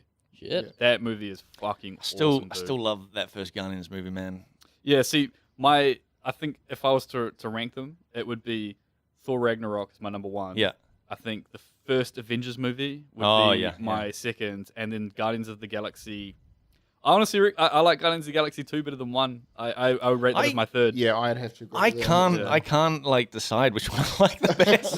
The Guardians of the Galaxy's movies are just straight up. They're good. just straight up Yeah. good, yeah. Yeah. But yeah, those three I just think were just great. Ragnarok is a movie that I could just watch over and over again. Yeah, Ragnarok was great. Yeah. It's funny because like when they started doing their universe, like I saw a Thor movie come out and I was like, yeah, I'm never watching that. Thor's such Yeah, a boring. such a boring Mm. character. I'm Yeah. Yeah. never gonna watch that. And then like one day, like I had the movies and I was like, oh, started watching. I was like, oh, Thor. Got nothing else to do. I'll watch this. I love the first movie. Do you? I thought Fair enough. No, I okay, loved the first movie. I thought it was fantastic. Yeah. And the second one came out. It was so much better. Yeah. And the third one, blown away again. Yeah. Like that character in like those movies, just like it escalated the whole thing for Yeah. me. Like because some of the other characters I don't really care about, but Thor is like I love him now. Yeah. Yeah, No, I I love love him Thor as more well. than I him. think he's Yeah. fucking great. Yeah. Especially in the latest Avengers, he's just so badass. Oh man, He's it was like, it was man. so good. Like when I went to see Infinity War, I'd like a few hours before just watched Thor because they link up almost like directly. right at the Yeah. Yeah, man, it's so good. Like if I like Yeah. It's amazing. Yeah. So good. Yeah. But yeah, I don't think DC's ever going to be able to follow up. I think that on like a very core level, I think Marvel just has better characters. Just even in the comic book versions. but like DC have the most well-known characters. Yeah, but think about it. Like they've got the most well-known characters because they've got the archetypes. They're the ones Yeah. that they developed Superman, who is like the base of every superhero Yeah. ever. Yeah. But that doesn't make them interesting. No, They're that just is, that, is well-known. that is a major problem with Superman. Is like he's he's such a boring character. yeah, It's just he's too like that's his whole thing. He's He's too like good. a perfect human being, like a perfect Yeah. good guy, but and just perfect overpowered superhero. Yeah, What can he's beat him? unbeatable. Like Yeah. that's his It's problem. ridiculous. It's like, oh yeah, That's what was like in Justice League. We've all seen it, and this Yeah. is not a spoiler. It doesn't. Well, it is a spoiler, but who cares? Who cares? Who It's a cares? shitty It's movie Justice anyway, League. so fuck it, yeah. But like he shows up at the end to like the team is fighting, working together without Superman, and you know the stakes are pretty high because this like the bad guy is like way stronger than all of them, and then in the last like 2 minutes, Superman shows up and just wipes the floor with the bad guy and is like, "Yep, done." yeah. Yeah. And you just go, "This just like undercut all this like team building that happens." Yeah, it's ridiculous, man. Like I don't know, man. I've been in arguments with people about Superman who are just like Superman fanboys. Yeah. And I'm just like, your character's dead, dude. Like you need a character with flaws. Yeah. Same with villains. That's what makes villains. That's probably why you interesting. like Spider-Man the most, because he's the most conflicted, right? Well, he's basically sacrifices his social life and having a normal life Yeah. to be Spider-Man. It's not even that. It's the fact that like I find Spider-Man interesting because his powers are so obvious in what they can and can't do. Yeah. So he's got that room to have to like grow to overcome shit. Like he can't fly. Yeah. He can swing around. He's got good senses and strength and shit like Yeah. that, which is like kind of standard. But he's just kind of got like that edge where you're like, oh, but He's well defined. yeah, you know what can and can't kind of beat him. Whereas with Yeah. Superman, you're like, he's gonna beat everybody. Yeah. What's he gonna? So the one thing that you can't beat him or can beat him with is a magic rock Magic. from out of space that doesn't even naturally exist No. on this planet. Like, Yep. fuck off. Like, He's supposed to be weak against sorcery or something as well, but I don't see them chucking that. in yeah, movies. exactly. But I mean, and then I just don't think that DC's got interesting characters at all. Like, I think that Batman's good, but if you put him next to any other Yeah. superhero in that universe, he just will die. Yeah. Like, everyone goes on back on the thing of, but he always have something in his belt. to He He say- did. He's always got someone on his belt. Yeah. Did you ever see the Adam West Batman movie? I haven't seen the movie. I've seen the TV show He quite got a bit. attacked by a shark, And he's like, I'll grab my shark repellent bat spray on my on my belt Yeah, and sprays the shark. I remember seeing a few episodes of it when he was Batman, and they had captured a villain, and they had made the villain talk into a bag, Yeah. and they they made the scientific solution where they were like pouring something out into like a beaker, Yeah. and then they took the bag that this villain had spoken into, which they'd like tortured him with, Oh, boy. and they were like, we'll pour the lies from this bag into the solution, and if the solution turns red, we know that he's telling the truth. And I was just like, this is the best TV show in the world. It's so God. good. I like that. Because you just got to suspend that belief. Yeah, Of just yeah. like, okay, nah, man, Yeah. this is. I mean, that 60s, is like, the whatever. most cartoony live action cartoon that that ever existed. Like it's it. Yeah. I don't think anyone can watch that TV show and not kind of love it Yeah. on one level or another. Yeah. You know what I mean? It's just, I'll tell you what, it's the same reason that I like Shortland Street. Oh god. Like, because if you don't take it as a drama Yeah. and you take it as a comedy, suddenly it becomes the funniest show on the Oh, planet. man. Like, it is so good, that show, man. Like, I don't watch TV anymore, but it just seems to be that every time I'm making dinner, Shortland Street's on. Yeah. So I'll play it, and I just think it's great. I think the characters are fucking hilarious, man. It's so funny watching that shit. I'll just laugh my ass off. Shortland Street, for listeners, is like the New Zealand soap opera, the big New It's Zealand like, soap opera. It's the New Zealand Home and Away. It's Yeah. the Or it's- greatest soap of all time. Yeah, or it's the New Zealand Coronation Street. Yeah. Like, that's pretty much what it is. It's so good. If you haven't watched it, give it a watch It's and see the best acting you've ever seen. I love it. But yeah. Shaking your head there. So. I haven't seen an episode of Short on the Street in years. yeah. Oh, I haven't mate, watched you've it been in a missing long out, eh? time. Have I? Yeah, Is Rangi still in it? Nah, dude. Rangi's still in it. It's Oh, I don't want to. Timmy Water Morrison still in there? I used to watch because they used to do a catch up on Sunday mornings. So while I was at uni, The Omnibus. yeah, the omnibus. Oh man. So Yeah. every Sunday morning I'd be hungover and then I'd chuck on. Short Wait, and is that Street like for 2 5 hours of Shortland Street then? It was Yeah, so man. good. Best way to spend your Sunday. Yeah. Yeah. And then they got rid of it. Now I just don't watch Shortland Street anymore. No, they've got the omnibus still. Did they? Yeah, I thought man. They got rid of it. Nah, man, it's still around. The omnibus has been on quite a bit at my place on hungover Sundays. Hungover Yeah. Sundays. There was a Yeah. time that they were playing like 10-year-old episodes of Shortland Street like during the day. Were they? Yeah, I can't remember when it was. Probably when I was unemployed and I could watch like daytime television. And it'd be like, there's an episode of Shortland Street from the 90s on. What's going on? Yeah, that old school shit's pretty insane. You know what's scary about that? That's almost 30 years ago. Yeah, so you come out with the... I Holy remember- shit. I remember the 25th anniversary because I was still watching around then. Yeah. Did they do something special? Did someone die? Did they find out who the Ferndale I Strangler think they was? or bring something? back a Like- bunch of characters, didn't they? That Yeah. hadn't been in it in like ages. Ferndale Strangler. Ferndale I remember Strangler. that story. Oh, that was great. That was what I was still watching. Yeah.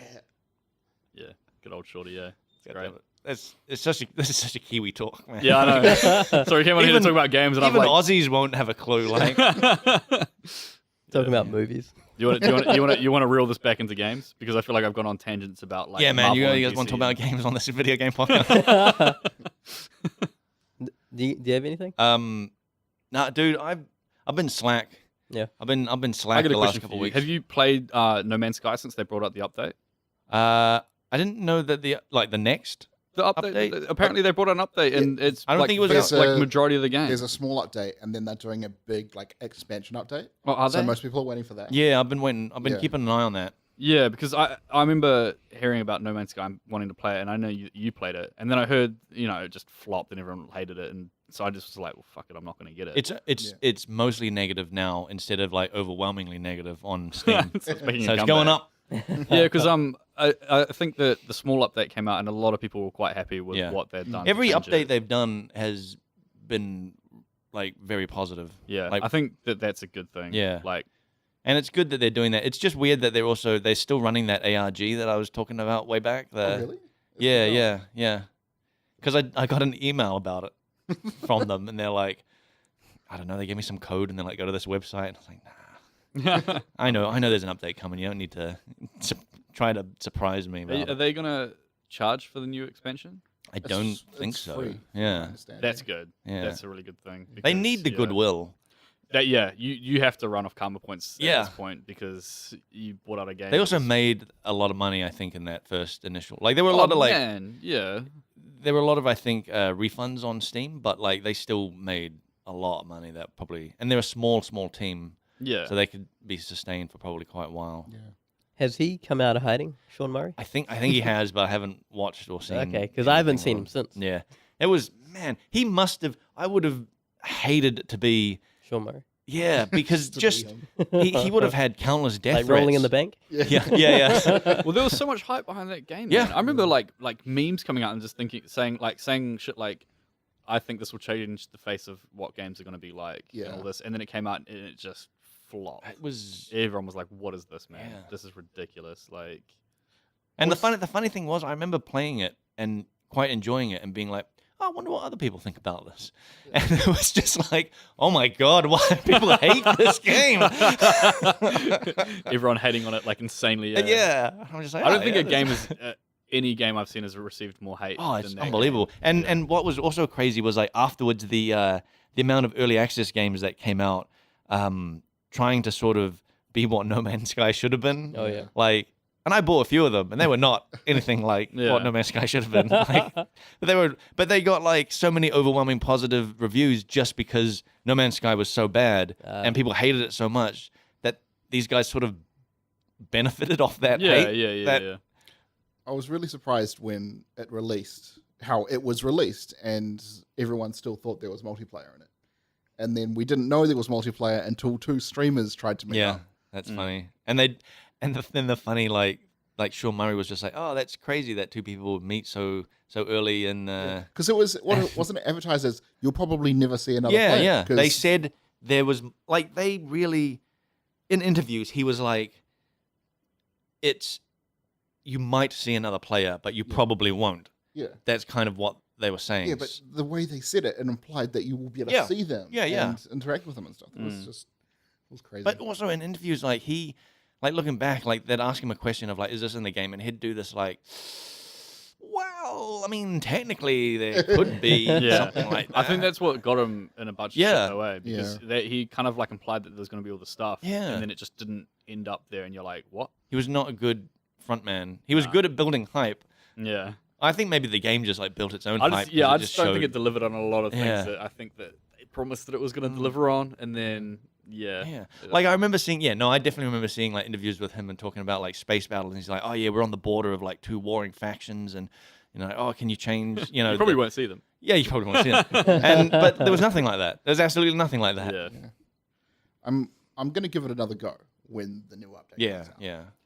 And I hope it's good. I really do. yeah. I hope it's good because I want to give it a go. I always wanted to kind of like have a jam at it, but I don't know. I'm never normally one that will like read reviews and then make my opinion based on that. Like I always Yeah. like to kind of experience something Yeah. myself Yeah. and decide. Yeah. But that game specifically, I was just like, yeah, nah. Yeah, This is yeah. like the most hated thing I've ever seen. In the I remember you asking me like, should you play it? And I was just like, I'm enjoying it, but I don't think other people enjoy it, so probably don't get Speaking it. of games that have kind of like not delivered or whatever, is Star Citizen ever gonna come out? Oh yeah, like Because 10 that- years from now, bro. Yeah, The amount of voice acting they've got in that game and the amount of content. Mark they've Hamill's in it. showed- Yeah. Yeah. Mark Hamill's in it. Nathan Fillion's in it. Whoa. They've got like so many like top rate actors and stuff. And like I just hope the story's amazing. I hope there's an awesome story, and I hope it delivers on everything they said it was. But Like, yeah, They I have- don't want it. I would hate to see it fail because it's. they've built it up so much, Yeah. and I think it's got to a point where people are like getting bored of waiting for it because Yeah. there was so much hype initially, and they're releasing small teasers here and there. It's just like, but you said this was going to be finished. because there was another E3 thing, wasn't there, this year for Star Citizen? See, I Wasn't didn't it? even I care about it. I don't just know. ignored it. No, but that's what I Because mean. it's Is that like because I never knew about Star Citizen even when it was like in its crowdfunding stage. Yeah. I kind of like heard things here and there about it, and then I kind of started looking into it, like maybe like a month or so ago, like 2 right, months right. ago, and I was kind of like, oh, this gameplay looks cool.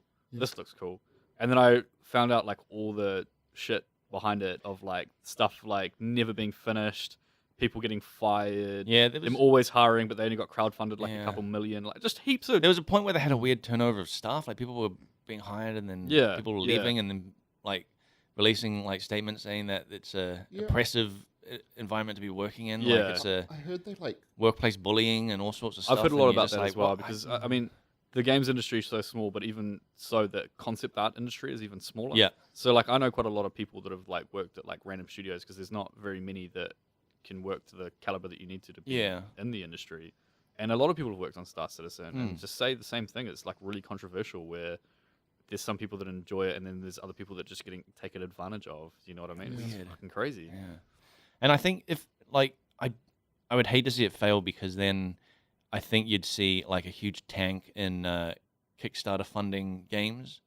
Yeah. Because it's like it's like the biggest crowdfunded game ever. And if it tanks, it's going to be hard to be like, hey, I want to crowdfund this game. How much did it make through crowdfunding? This is what I don't get. I've lost count. Last time was Like it ballpark. like 80 million. Yeah. Like It made 80 million. I think Something it's more than ridiculous. that because it was probably like 2 years ago as I last saw it. Was like at 80 million You or can something. still, I Wow. think you can still go to the website and pledge the money Yeah, yeah. as well. But they're also selling. They're already selling microtransactions for Yeah. it.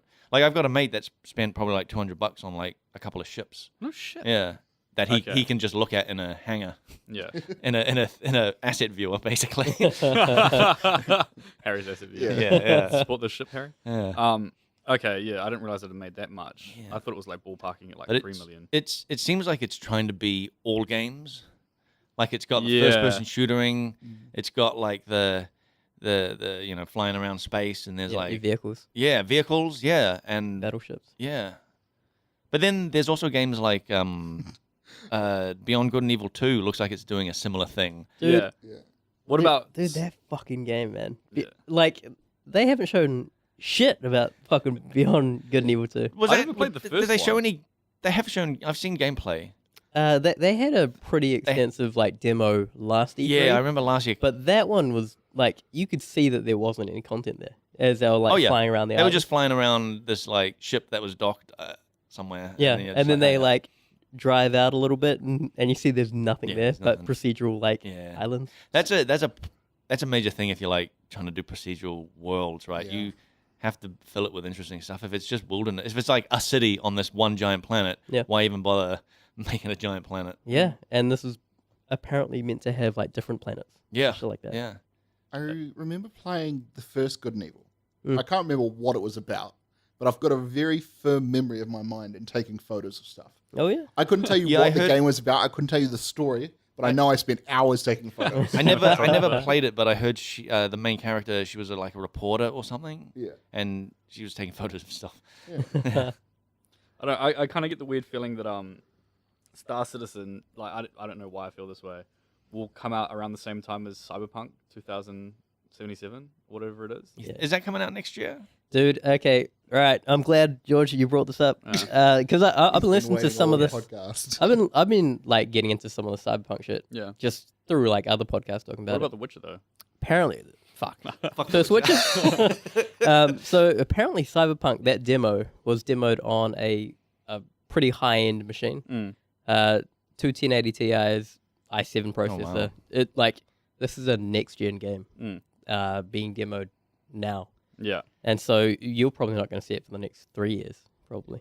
Well, if it's next gen, it'll be next console iteration. Yeah. won't it? So that's at least a year and a half, 2 years away. Yeah, Yeah. yeah. This is like Skyrim 6 territory.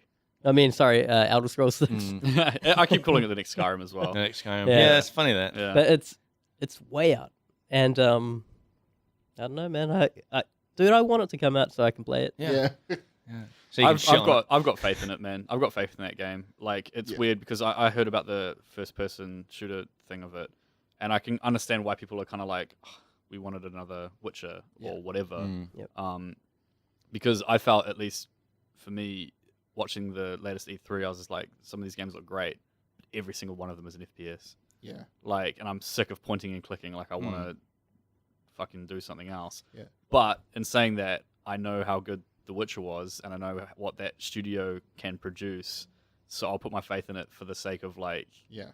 well, I have complete faith in the studio to do Yeah. an amazing, Yeah. amazing thing. exactly. That's exactly how I feel. What as well. what'd you think of the trailer? We checked love it out the a little trailer. bit. Yeah, I thought, I like, thought it was ballsy, man. Yeah, I thought it was great. I thought that it just looked like they'd have done world building, and they made a future world that didn't look like Blade Runner. So yeah, I Yeah, it's very thought it was thoughtful, I thought it yeah. was ballsy in the way that you think of the Blade Runners, these like realistic future movies, and you see a lot of neon, a lot of fog, Mm.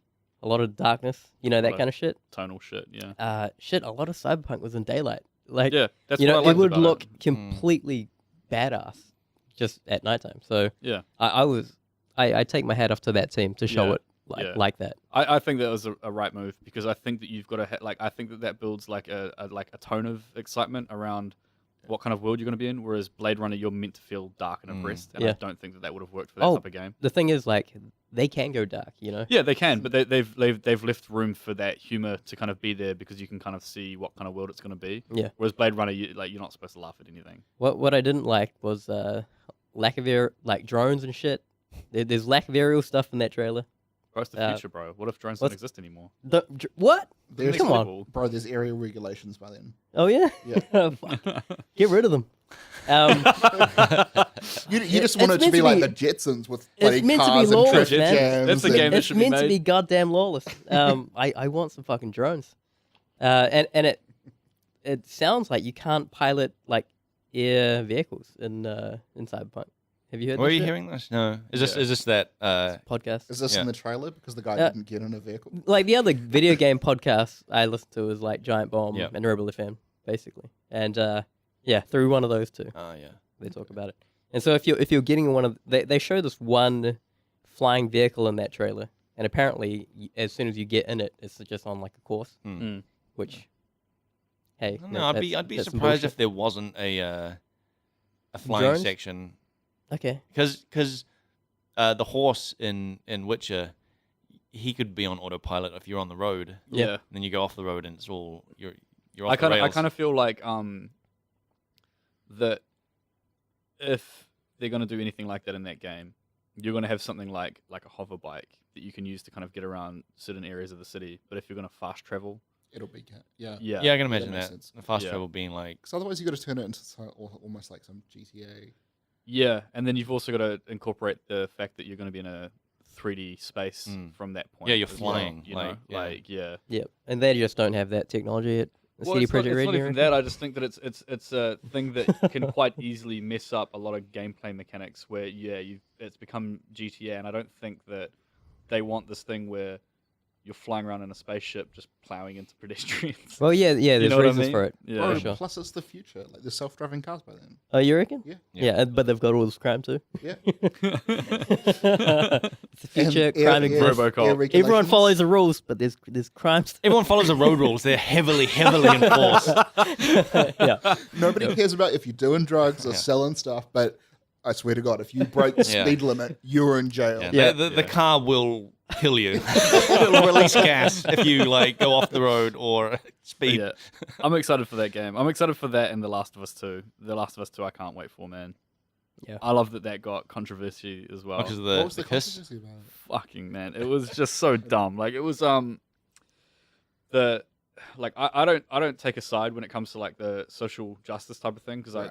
it's like Yeah, I yeah. share values from like both sides of it where I'm like there's Yeah, hard yeah. things in life that you just got to harden up and fucking deal with, but also don't discriminate and be a fucking dick. Yeah, But yeah. These know- are like rules to live on. well, like but you know how there's like that one side of like whatever where they look at anything social justicey and they're just like this is fucking stupid. Yeah, they're da-da-da-da. looking to get Yeah, yeah. offended. And no, I'm talking about the people that are looking to be the harden up type of Ah, okay. people. Oh, So right, so right. that Yeah. group, right? Yep. They saw the trailer for The Last of Us 2 and they saw that she was a lesbian, and they were like, this is fucking bullshit. Social justice did this. We can't just have straight females in the game Doesn't now. matter. Yeah, yeah. And I was just like, one, if you play the first game, you're not going to give a fuck. Two, there was a time when we enjoyed lesbians, man. Yeah. Like, what are you complaining about? Like, come on. Like, Yeah. who gives a shit? Yeah, So ridiculous. like seriously, they fucking touched on that in the first game's DLC. Yeah. Like, this is not exactly. news for Yeah, anyone. Exactly. I don't understand. No, I care. don't get it either. Like, I've never understood that social justice thing being in games because I kind of think that if the worst thing in your life is that you've got to be a feminist about games or whatever, Yeah. you probably don't have that very many problems. Yeah. I get, and I'm totally behind them having diverse characters wherever, because I think that's a good thing. Like, yeah, I don't want every female character in my game to be some fucking chick in a bikini, just like I don't want every male character to be Conan the Barbarian or whatever. But anytime I hear any of those conversations being brought into that kind of shit, I'm just like, fuck, whatever, dude. Like, I love diverse characters in games, and I love like how they explore different things with in different stories. But like, if you've got a story and you're deliberately forcing something in to appease someone, that's what I don't like, because it feels very unnatural. Yeah. But like, diverse characters are great though. Yeah. They make stories and they make games way more interesting. I just think there's nothing wrong with having a certain type of character in there, even if they are stereotypical either. Yeah. I was reading an article about people that were complaining about the sorceresses in The Witcher and how they're all really beautiful and kind of slutty looking. But there's a specific reason for that, which isn't just to appease like male gamers. It's the fact that if you'd actually read any of the books, they're supposed to be seductresses. Yeah. Like, they're supposed to be the typical like standard female ideal of beauty, because half their power is the fact that they're supposed to influence through being slutty. Like, so that's the whole reason they're designed like that. It's not because they use it as a tool. Yeah, to it's manipulate used. other It's something people. that they embrace and use as a tool. It's not. There's a word for this. Yeah. A succubus. Yeah, It was exactly. one of these. So they're supposed to be like that as canon from the books. Plus, and people were moaning about it, and you're like, "What? Got magic? Why would you not make yourself look better anyway?" Yeah, I think there is some of that as well, where they purposely make themselves look way younger and hotter. And, they're supposed to. But it's just anything like that, and people, I don't know, just jump on that bandwagon of like, oh, but this is like this, and you're like, yeah, but like, I get not making every. It is funny that there's like outrage on these kind of both sides, right? There's like outrage from hardcore social justice warriors that are like, why are these women looking like this? And then there's outrage from hardcore, I don't know, anti-social justice warriors that why are these two girls kissing? Like, it's just weird. It's nuts. I think that like gaming as a medium is such a weird place to have that argument. But at the same time, I kind of like, in my mind, I'm like, well, if it exists in the real world, like anything like this, even if it's one person like that, then it's fine to be in a game. So if you're complaining about a chick in a bikini and being like, this is unrealistic, I'm like, does a chick in a bikini in a real world that look like this exist? And if so, then it's fine to put it in a game. Don't complain because people like that exist. Just like it's fine to have the complete opposite or anything along that spectrum. You know what I mean? Like, I don't know. Just weird, man. But yeah, that's my political story. Good stuff. Controversy. We'll be banned from iTunes now. Yeah. Demonetized. Yeah. We'll be called alt-right, and we'll also be called alt-left, probably. Alt-mid. Alt-mid. But yeah, I don't know, man. I'm really hoping The Last of Us 2 will be as good as the first one. Yeah. Like, I've never played it. I'm going to... You haven't played it? Nah. Yeah. It's on my list. Never played Once I The finish Witcher 3. God of War. What the fuck is going on here? What kind of gaming podcast is this? Bro, it's fucked up. It sucks when like Jonathan came on and talked about like playing Tomb Raider, and none of us had played Tomb Raider. I haven't played Tomb Raider either. Okay. I think that franchise But I was like, is oh dead. shit, man! Like, I guess I'll play it. Is he talking about the newest one? Yeah. What did he say about it? Did he say that it was good? Yeah, fuck yeah. He compared it to the God of War. So Really? yeah, there was a lot of that. Wow. Yeah. Okay. The reboot, you know, it kind of followed a similar path in Because development. I played the first rebooted game because I know there's been one since then. Yep. And I thought the first one was like actually quite good. It was a very Uncharted type of game, which I thought was cool. Yeah. But I wouldn't buy into Tomb Raider for the fact it's like the name of it anymore. Like, it would have to be it's good on its. It's weird, good on man. I'm jaded on the whole Tomb Raider thing because of Uncharted. Because yeah, Did they do you know, it? no, Yeah. I'm kind of with you on that because I think that Uncharted, like, I really, really expected that I wouldn't like Uncharted. Yeah. I saw it like the first game or two and was kind of just like, this looks shit.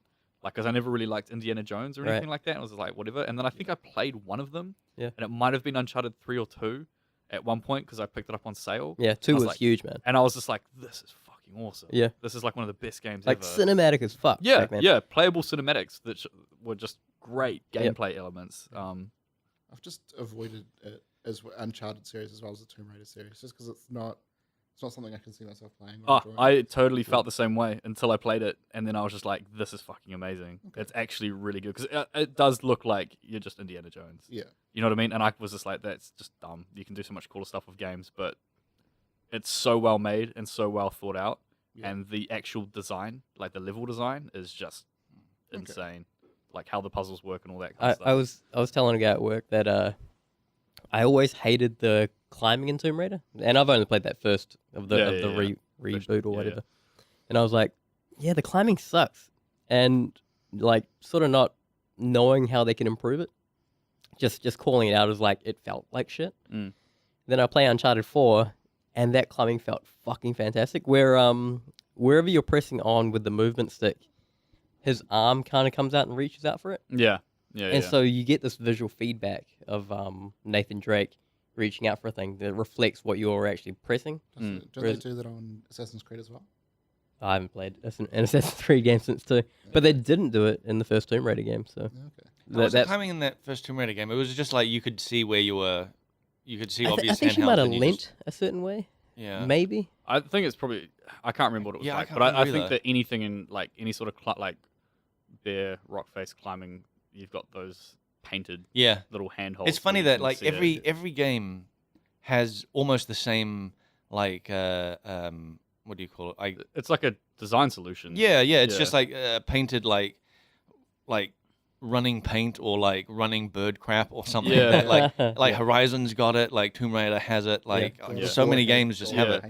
it. Yeah, God of War has it. Yeah. Yeah. Yeah. I didn't realize for the longest time though. Yeah. Because I just thought, oh, cool, there's runes everywhere. And then Ryan pointed it out. I'm like, oh, shit. Yeah. I can actually climb up all of these places. Like, You're it's- just looking at the room going, oh, that's cool. I like, wonder what that is. How do I get out of this room? a dumb thing to like kind of complain about is like a thing, but like I get it because otherwise, like it's an not really indicator. it's not really a Yeah. complaint. It's just an observation that yeah, all these games have the same solution for the same Yeah. problem. Yeah. it's like they've either just been like we'll just stick with this, or Yeah. haven't been able to think of something better. Yeah. So yeah, Well, the alternative is doing the Zelda thing where you can just climb anything. is sort of. that what happens in the new Zelda game? Because I saw a little bit of Yeah, gameplay. you of that. climb everything. Yeah, You well, can climb one everything. of these guys. So There it's just are like there are Assassin's some Creed. things that you can't climb that Like are vertical walls. what's that? Like vertical walls. No, you can climb vertical walls. Fucking There's what? in- you, just, the- you just go like this. Yeah. And you In, get, in the temples, there's a certain type of material that you can't climb. Yeah, Yeah, and Okay. that It's shiny, right? yeah, it's like a shiny metal thing. It's got to be a shiny Yeah. metal. I didn't realize. But they're you only could in do the that. temples and not in the wider world. Yeah. Yeah, I didn't realize you could climb anything in the you new can Zelda climb game. everything, man. That's cool. it's all dependent on your stamina. So you can Yeah. climb up anything, but if you run out of stamina, you're going to fall. Yeah. Yeah, oh, that's cool. And there's some things that you'll see would be like there's this huge like cliff face, but you see like ledges, like in certain Yeah, spots, yeah, and you're like, yeah. ah, yeah, if I can get to that ledge, I can rest for a bit, recover my stamina, crawl to the next. I love one. that in games. I Yeah, love it it's- when you it's get really to somewhere cool. where you're like, that looks hard as fuck to get to, or Mm. whatever. But you see certain indicators that you know that you can if Yeah. you make the effort Yeah. to figure out how to do it, and it becomes its own puzzle. Yeah. You know what I mean? Yeah, what I really liked in Zelda with that regard is that they have the hard ledge thing like that, but you can always just like go all the way around. Yeah, Like on a long mission Yeah. to get to the top as well. it's Zelda's pretty great. Hey, shit. Yeah, I'm not knocking it. Have I've kind of like come over. Did Nick Oh, really? lend you his? No, but Anything? like I'm not like new to Zelda. Like Yeah. I knew that they were good. Man, since he was on his honeymoon, you should have nabbed it. You could have like Oh, a yeah. whole month of without him like asking for it back. Yeah, maybe. Yeah. Yeah, I ain't got time for that shit. I'm playing some Life is Strange. Oh yeah. Oh yep. How I'm twitching some of that. Twitching. How's the setup? Have you got a camera? Have you got audio? No, shit. I just got back from holiday, so I'll be getting a. I know I mentioned it before. I was gonna get a camera. Yeah. I'll get a camera this week. Yeah. Cool. This Can coming you- week. Can you send me a link so I can subscribe? Oh, to the Twitch chat. So if you Bro, just follow us on Twitch/Front Seat Cast. Twitch.tv/FunSeatCast. Oh, there you go. have you got a Twitch set up as well, Blake? Or are you just, Damn, this that is was gonna be smooth. Sam used set to- it up for us, I guess. Yo, Blake's got to get on this shit though, because he apparently talks to himself while playing games. I just do that. I live alone. I gotta come up with. Because I don't do that shit. What I think would be great for you, twitching Sav, is for people to suggest games that you think you would hate. No, I know. Yes, just but I know yes. what's Yeah. I know Yep. what's first on that list, and I just don't want to fork. Dude, it's overvalued right now. Nah, that game. like I mean, we wouldn't put Witcher up as like the first game. Yep. because I think that's just way too massive. What is oh no, what was that game that Nick suggested? Stanley Parable? Stanley Parable. Yeah. It's yeah. it's a short game. Well, I played kinda it. short. Okay. I played it and got stuck, and I was telling Nick about it. See, you and he could was have like, been "You didn't twitching get that. stuck," and I was like, "Dude, seriously, I got stuck, dude." And I turned it off. Yeah, didn't you? I remember you talking about that. You're just like I rage quit. you're just out like of that fuck shit. this guy. Yeah, I was like, it's- Within like 2 minutes or something. yeah, it really was. Yeah. Like, yeah. But you could have been twitching that, and people would have seen you be like, "Man, fuck this guy." I hate it when you get to a point in a game like that Yeah. and you can't figure it out. I got to a point like that in God of War where I was just like, I'm so bored of this puzzle Oh yeah. that I can't be, because I felt like I couldn't figure out that puzzle without having to like write something down. And it was right. it was, I don't know if you guys got to it, but it's in a temple where you've got to flick like 4 different spinning dials to these certain symbols in a certain order, and they all relate to like a poem that like yeah. Oh geez. Yeah, I know you the could- one. Yeah. yeah I had that it one. backwards for the longest time. Yeah, and I was just sitting there just like Me too. yeah. But And it was then one it of- was like the yeah, I don't want to talk Yeah. about it. I like so- how he keeps saying it's like he doesn't say it's simple, but he says it should be like this, this, and I'm like, fucking, Yeah. that's what I've done. Yeah, no, I was the same. And then every time I tried it differently, and I felt like to figure this out, I'm gonna have to write down what I've done and then keep going. And I just got to the point where I was like, I don't care about this enough to bother trying to be intellectually superior. I'm just gonna Google what it is, Yeah. just so I can carry on because I'm sick of this little area. Yep. Yeah. And I really hate it when I get to points in games Yeah. like that, and you're just like, oh, I'm either gonna quit this or I'm just gonna. Yeah, keep- dude, get- you can't do anything else, Yeah. man. Like you're just looking at that puzzle. Yeah, exactly. And it annoys me because I kind of feel like, nah, like I've figured out puzzles like that before, and I feel like an idiot when I don't. Because I was just sitting there just like, I can't figure out what I haven't done now. Mm. So yeah. I was hoping because like he keeps saying the same thing, Yeah. and like I was hoping that because you know how some games they give you a bit more information. Yeah, they the give you an longer get indicator, stuff. yeah. So I was hoping something like that would happen, and it just didn't happen. Yeah, it was and the I was same getting so mad at Yeah. that stupid puzzle. Yeah, I hated that puzzle, man. If you got up to it, No, Yeah. I haven't gotten to that. Okay. It's not a really big spoiler though, to be No. fair. Nothing really happens. It's just one of those points in the games where you solve a puzzle before you move forward. Yeah. But it's just dumb. I get slightly annoyed with some of those ones where you have to, open the chest and you have to hit runes on bells. Yeah, some of Yeah. those can be a bit annoying. Yeah, and some of them are like really far away, and I'm just Yeah. like, how? Oh. With those, I got to a point where I had all the upgrades. Yeah. So, and whenever I opened another chest, it was just like, it wasn't anything exciting. It was like a little bit of silver or. Like, Well, I think those chests always give you, well, at least where I'm at, they give you either like part of the upgrade for your health Yeah. or something else. I already can't- had Yeah. all those. Oh yeah. Yeah. So like, I got to a few of them. And I was like, oh, should I do this? No, I don't see the point. I've You got just don't like, bother, I've yeah. got armor. I've Yeah. got my upgrades. I'm just going to continue on. Maybe I'll Yeah. come back. It later. definitely gets to a point in that game where you don't need them because Yeah. the way that you've made your build Mm. or like character, if it's good enough, you're not gonna need that extra health anyway. That's good because those are actually the things I've probably spent the longest time on on some of them. You benefit a lot from how you build your character in that game. Yeah. I made a build where I went to the world of like Ash, Yeah. and another world where it's got all the fog. I can't remember the echoes thing. Niflheim? Yeah, and I ended up building that armor set where it regenerates your health Yeah. after a while, and just upgraded the shit out of that. And then once you do that, you're just kind of like, oh, Yeah. I've got health no matter what now, so Yeah. it's fine. I Like, it's did all good. I went to Methuselah, I think it was called, and got the fire set. Yeah. But I like built it so it was a fully defensive armor, Yeah. so I could just like get hit or whatever, and then that was the game for me. Like I felt like really strong. and That's stuff. cool. Yeah. I did the thing where I was like always regenerating health, and I made it so that all my cooldowns were really short because I always used right. like the abilities quite a bit, and it Yeah. always made fighting like any of the Valkyries like super easy because Yeah. they can't avoid like half the attacks. Yeah, You know what I mean? Whereas like if you're trying to fight a Valkyrie like 1-on-1 where it's like attack dodge, they've got a lot of like really sneaky yeah, they do. moves where you're just like, yeah, I'm gonna get hit no matter what here, regardless if I press block or not. So yeah, I thought those kind of like the best ways to go about it. Have you played any more Life is Strange? Nah, dude. You finished episode 1 though, right? Yeah. Yeah. Okay, cool. I think I talked about that that last game time. ramps up. Yeah, Yeah, it does. Cool. yeah, There's I really enjoyed it. Sweet. Actually, I want to replay it. I'm gonna do that tonight. Yeah. Sweet, man. Well, after. Yeah. Have you you've played Before the Storm? No, I haven't. Okay. But I want to play the first one again. Yeah. So I know this. So I know I'm more familiar with the story because I played it when it first came out. Yeah. And yeah, I want to. Were you playing it because it's episodic? Yes, I did play. How much time between episodes were there? I can't remember. I remember having to wait, and it was annoying. Because I really had that problem with I played Wolf Among Us. Yeah, and there was that one. I played the first episode, and I really enjoyed the story. And then I was like, I'm gonna wait till everything comes out for this one. Oh yeah. And then I did it all in one. Yeah, that's a good idea. I'm like I really want to play Life is Strange 2 because it's coming out in a few months. Yeah. But if there's too much time between episodes, No, you can easily forget. Like you think you remember stuff, but then you don't. Yeah. Or at least I don't. There's another game out came out recently called The Council.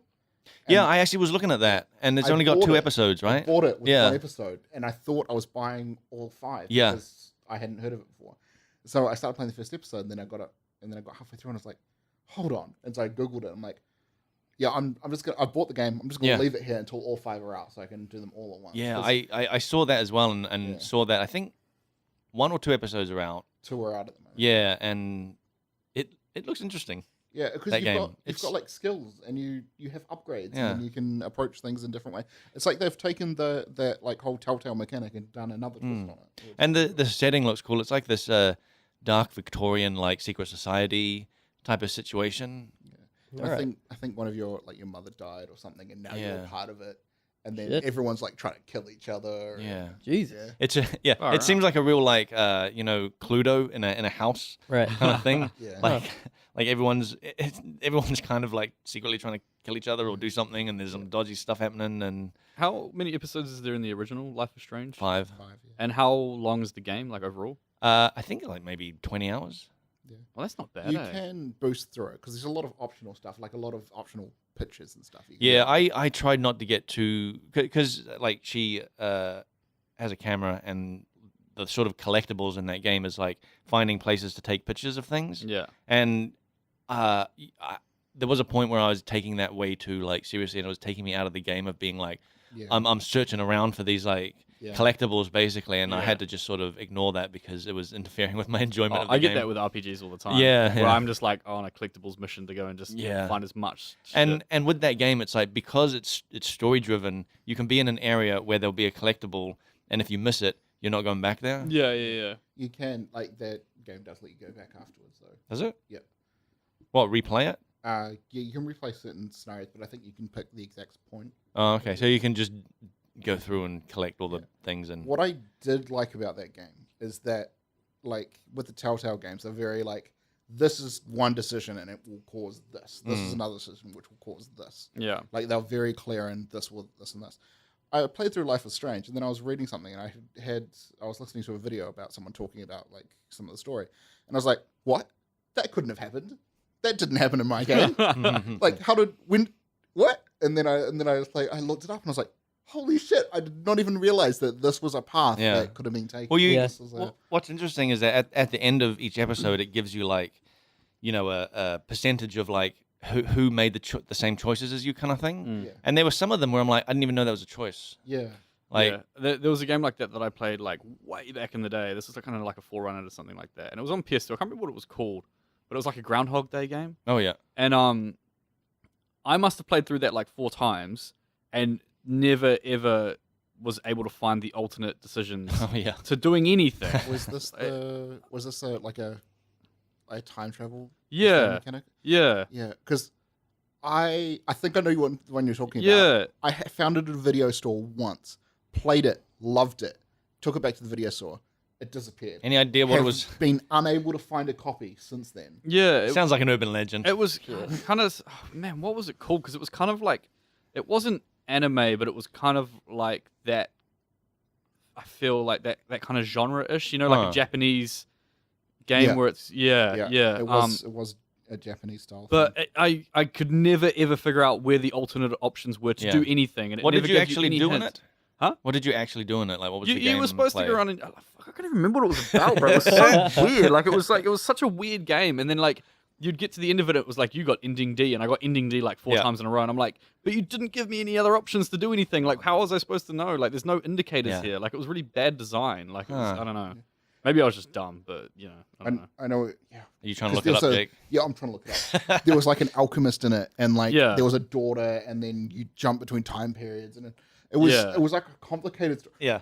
This is a great game. I'm This gonna find it. 100% sounds like some urban legend game that Yep, a time traveling game. yeah I could, only showed up these in two a have video played it. store Yeah. and you played it once and then never saw it again Yeah, oh man, it was, and doesn't exist. See, Yeah, this it- game blew my mind when I Yeah. was a kid because I'd never played anything like we it. Yeah, asked you- neither had I, but I got really pissed off because I felt like everything I was doing was the most boring way to do it, but Yeah. I had no indicator. There was no handheld grips on the wall to tell me Oh, which man. where I was Oh, supposed to shit. go. Yeah, yeah. But yeah, I don't know. It was Man, it was if any weird. listeners know what this weird like vague PS1 movie or is. PS2. Yeah, I'm pretty sure. Yeah, I think it might have been PS2. I can't remember. I keep getting the word clockwork in my head, but I know it had nothing to do with Clock Tower? No, see, it. Yeah, it's not Clock Tower. I think there's a clock in the game, and it's there important. is a clock in the game. I can't remember. We need to figure this out. Oh my god. and it like rings, like you've got a certain amount of time to do things. Don't you start Yes! Yeah, I'm gonna Google it as well, All man. right, Blake. Blake, do you have some listener questions? Shadow of Memories. Yeah. I got it. Yeah, that's it. Yeah. So if anyone's got Shadow of Memories, could you please send it in? Do we have any questions? There's a question Oh, from shit. Mark here. A good chunk of it is suggesting a card game to Nick. But You got any? Any more relevant he's got questions? no, he's got an actual question at the end. He says, which programs do you use at GGG and how do you use them in the pipeline? I fully understand if you can't talk about specifics, but I'd love to learn. Best regards, Mark. Oh shit. So like I don't know what you use, Jake. I use a couple of programs. The first one is it saved my life multiple times. Yeah? It's Google installed Chrome. on in almost every Microsoft computer. Oh. It's called MS Edge. Paint. What? Oh shit. I swear to God, it is the best thing for planning stuff out. I was just gonna joke Quick about mock-ups. MS Paint. No, I swear to God, I use this every time. If I need to pitch something, MS Paint. Have you it, heard give of it to Ash. Photoshop? No, I'm not. Yeah, I need to learn that. But MS Paint for UI. Same as in this paint, so bro. Don't great. worry. It's the same. Yeah, Same. basically the same. Yeah. Yep. Just MS Paint and calculator. So great for like positioning things by pixels. So amazing. Yeah, calculator MS Paint. Oh my god. And so, yeah, okay. That's those You two are the only. Those are the two things you I need. was about to say, No So fan. for- I so- was about to say, this is a question for Ryan because the amount of tools he uses every day is crazy. Yeah. I'm just like standard like Visual Studio I love MS that. Paint. So for any like up and coming like students, you would say MS Paint. MS Paint and Microsoft Calculator. I would say learn Master those two things. learn to program and just be available to like open use new technologies and don't discount things out because people think they're crap. Don't be afraid of MS Paint. Don't be afraid of Jake, MS Paint. let me ask you: do you think it's harder to get onto the programming bandwagon now, or when you got in? Like, because I feel like it's harder now because we're not really looking. There's no real gap. Like I guess we do need more programmers, but Yeah. like when I was hired, there was a gap that needed filling. yeah, what I'm referring to is like back when I was learning computers, Yeah. you saw code. It was like if you want to play this Commodore 64 It's game, all ones and zeros, Yeah. right? if you want to play this Commodore 64 game, you're gonna input this shit and you'll play it. But whereas now, it's sort of everything's an app. You download it. It's very accessible. Right. Do you think it's harder now to get into programming than it was? I don't know Well- when you started. When I started. Yeah, I'm not sure like your story. That's a story for a different podcast. That actually is a good story. How did you get into? Oh yeah, Programming. I guess he doesn't need to answer what I. I mean, no, I mean, I can get to that. I'll put a pin in it Right. because Yeah? it explains one thing. okay. Okay. So I went to university to do medicine and I did the first year of health science. And then I was going to apply for the medical school and I decided not to because I failed one chemistry paper. And so I was like, I'll do that chemistry paper at summer school and then reapply because everything else was fine. So I did the chemistry paper. And then I was like, actually, I'm more interested in neuroscience, the brain and how it works. So I changed my whole degree to be a neuroscience degree. So I finished that, and then I wanted to be a researcher and maybe move into neurosurgery which means I would have had to do the other thing, do the medical stuff as well. So I did a 4th year. Oh, no, sorry, I'm jumping ahead. I was going to do a project with a professor, and he was like, I'm computer science, and I was interested in trying to model the human brain and stuff. So I did a 1-year course which incorporated 3 years of computer science, and that's when I went into program. And then my girlfriend moved up here. So I was like, oh, I'm going to go to Auckland as well. And so I did a 4th year here, purely on research, going to do my PhD. And then I realized that research was not my thing, because I wanted... What is research? What are you doing for research? For my You're doing a lot of Googling? Yeah. So Yeah, on Google? I had a research project, and the whole idea was to write a program that created this. And my research project was to model the Red Queen hypothesis, which is basically if you've got 2 species evolving in the same environment, putting pressure on each other, they will evolve certain traits. And I was modeling this on a computer using a neural network evolved by a genetic algorithm. And I ran this for hundreds and thousands of iterations. So hundreds of thousands of, lifetimes. So the creatures would kind of evolve their own traits and stuff.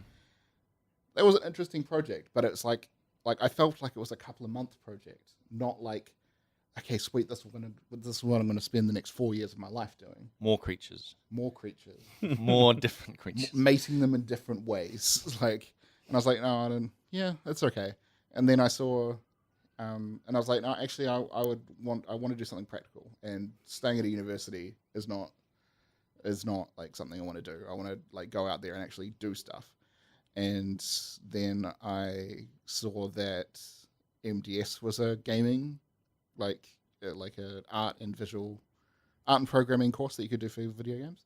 I was like, oh, that looks really cool. I've never thought of getting into the games, because I like games. I've played games all my life. Probably an addiction, but that's just a story for something else. Medically legit now. Yeah, medically legit. So I was just like, okay, I'm gonna do this course and try and make connections in the industry. Plus, it's a programming course, so I'll be fine. So I did that, and then I got. I'm giving you my life story. It's good, man. Ended up going to GDC for a couple of years. Met some designers there. NZGDC? No. Oh, real GDC. Real GDC in San Fran. Wow. Met some designers there, and one of them offered me a job, so I ended up doing contract work for a couple of years for him. Wow. And then, ended up in GGG after that, when the contract ended. Yep. Jesus. That's my story. So I'm a neuroscientist, fully qualified neuroscientist. So if you've got... That's hardcore. Yeah, that is insane, eh? Yeah. I look at my story and I'm just like, I drew dicks in a math book until I got given a job. I can do this for a living. So to answer your question, paint and calculator. Man. Yep. And Visual Studio. Studio. Yeah, so you were doing programming in the medical field as well? No. It was a completely different course. Oh, okay. I had to do a completely different programming only course. Yeah. To be able to do this stuff. Oh, okay. The research. Wow. That's fucking crazy. Yeah. Yeah. Holy shit. Yeah. But I would say it's easier to get into programming now. Yeah. Yeah. Oh, just because of YouTube and stuff? YouTube tutorials are fantastic, and there's a million different websites. They actually teach programming in school now, which they didn't when I was at school. True. And there's so many drag and drop interfaces. Right. You can learn to do very basic programming just by going to one of the drag and drop interfaces and then just having a look at the code and say, oh yeah, that's how it's positioned. I can do that there. Yeah. Damn. Yeah, right. That's cool. I've always wanted to get into it, but then it's it requires a part of my brain that's not really there. Yeah, I'm the same, man. I started learning. I just blank, man. I started learning Unity for a bit. Yep. And that was a lot of scripting based shit. Yep. Yeah. Started trying to learn programming, and I just felt like there was a level of something that I needed to know before I even knew this. What a lot of people don't realize, but programming is really essentially just writing a story. Yeah. Trying to get something to do what you do, and because you physically learn a different language. Yeah. And once you've got that through your head, you can do almost anything you want. Yeah. It's just learning that language. I and think understanding. The issue that I had with it was that when I can understand like the language building side of it and the logical side of it, what the issue that I had when I jumped into it was that I think they already expected you to understand what they were trying to get you to do was build sentences of code when I didn't understand why the words were made the way they were, if that makes sense. You know what I mean? Like, and Yeah, syntax fucked me up, man. yeah. Jumping straight into like learning a game engine, like you can do it, but it's harder. It's better to like do a basic tutorial on YouTube first. Yeah. And then once you've got like kind of the syntax and the understanding of what the words do down, then you can transition from there. Yeah. For a while, like I know when I was learning, like we would get bits of code and say you put other bits of code in here, you write your story in here, and you just forget about the other things. Like it's kind of like with chemistry and stuff, how they teach you some rules and then they say don't worry about these rules, and then you get to the next level of chemistry and they're like, okay, actually we're thinking about these rules now. Yeah. It's like you have to learn in steps. You can't just go in and expect to know everything at once. Is it that would be good that like you've got these like drag and drop type like programs that you can then get used to that and the order of things and what things do, and then look into what's actually going on in these drag and drop sections, and you can. So like a good example of that at the moment is Unreal, right? So they've got this whole blueprint system. Now that system is really complicated and it's powerful as well, but it's not as powerful as actual code. But you can learn a lot from that and be like, hey, I want to do this thing. What node can I do this? Yeah. And it's got inputs you drag to other things, so you can physically see what's going. And in their live mode, you can actually see the pathways light up. It's like, cool. my code is actually running. Yeah, I can inspiring. see it. I can see See, that's it. very cool. That's very. I think that's artist friendly, right? Yeah. It totally is. Yeah, this is why like every freaking 3D package is node-based shit now. It makes Sometimes sense it doesn't though, need to have like node stuff. I Yeah, think. sometimes. I think it totally makes sense though. I can understand why that would be a lot easier for someone to deal with because you're breaking it down into like a visual thing. Yeah. It's a lot more simple than Yeah, just yeah. whatever, you know. And then if you get really into it, you can be like, all right, let's drill down into the actual code itself and start changing shit and see what happens. Man. Very cool. What do you use, George? What do I use? At work? You on that calculator? I'm on MS Paint. Nice. I knew it, man. Yeah. No, fuck laters. I reckon like 95% of my job is just Photoshop. Do you use anything else? Like, Yeah. I use a few really obscure art programs that you probably wouldn't have heard of that are just quite abstract. And it's for abstract art. Like it's for like interesting shape building that I can then use for like concepts to have like good silhouettes and shit. Like one program's called Alchemy, and Alchemy is kind of like this really weird shape generator, but it's kind of like a controlled shape generator where you can kind of set parameters for how your shapes are going to come out when you draw on screen, and then they'll work like in a certain way to create silhouettes, and then you take those and you put them on characters, and then you kind of like try and incorporate that into being like a real thing as opposed to just kind of like a good silhouette. But I mean, if I know ZBrush a bit, and I use ZBrush just for basic item making because it's got really good renderers that you can just use and shoot out like a bunch of different renders and then make something out of it. I should really know Maya. No, you don't want to know that. But I don't. I think that I can understand why a lot of studios want people that know Maya because I think it makes your life a lot easier. But I've seen Cam open up Maya every once in a yeah, while. Cam builds do like something quite a and few then- items in Maya, and I Yeah. can totally understand why he does it because I think that there's a lot to be said for certain things just being made in perspective and rendered out as opposed to just painting it that way. Because there's a lot of issues that you run into when you're just making something from scratch in Photoshop than you do if you can just build a sword in Maya and then be like, whatever angle this is on, it's correct perspective. Yeah, I think that's it's perspective that you can. Yeah. There's one nail. cool thing from Cam's workflow where he can just give those models to like directly to whoever's working on that. Yeah, exactly. Whereas a lot of what I do is just like if I'm making like an item, I'll just make the icon for it, and then modelers will come in and then 3D model off that. I don't know. Like I'm in two minds about it. Where I really like the idea that I can give modelers a looser concept to let them have creative fun with it as well. But then again, if you're making something that's like a 2D item and it has to go in game looking like that, then they can't really differ from that too much because it's got to look like what the icon looks like. Yeah. But I mean, then that could work in reverse, where you could just make the 3D item based off this loose concept art and then screenshot out the icon from a 3D program or whatever. Yeah, you kind of lose what you created though. doing Yeah, that. yeah. I mean, but it doesn't. I mean, I don't think it really matters that much as long as the end game thing looks good. Yeah. You know what I mean? The process of getting there doesn't really matter too much as long as the end thing works. And I could see how learning Maya would be really great for like perspective blocking out of environments and shit like that before you give them a paint over for a concept. Yeah, that would be good. But I think most of my job is just 95% Photoshop, just painting raw in there. Eh? But I think what you would need Maya for, you don't really need to learn that much, really. It's just like chuck down some shapes and pretty much move stuff around into a shape and then paint over it. To be fair, I think if I'm going to learn anything, I'm probably going to learn Modo. Oh yeah. Yeah. Well, what I was saying, why I'm kind of pushing against Maya is because it really is the worst side of 3D, where everything kind of is clunky. Yeah. Whereas Modo is like the second gen 3D package, where like things are more intuitive. Yeah. So I think I'd learn Modo. I'd learn Modo for concepts any day. I think that it's got some really good workflows in working with rendering out things and positioning and just general cool like It's quick, man. and shit. People like speed modelers out at Modo. Yeah. Dude, And that's what you'd want it for. You want to print out like a quick model that you know is in perspective, then paint over the top of it afterwards or whatever.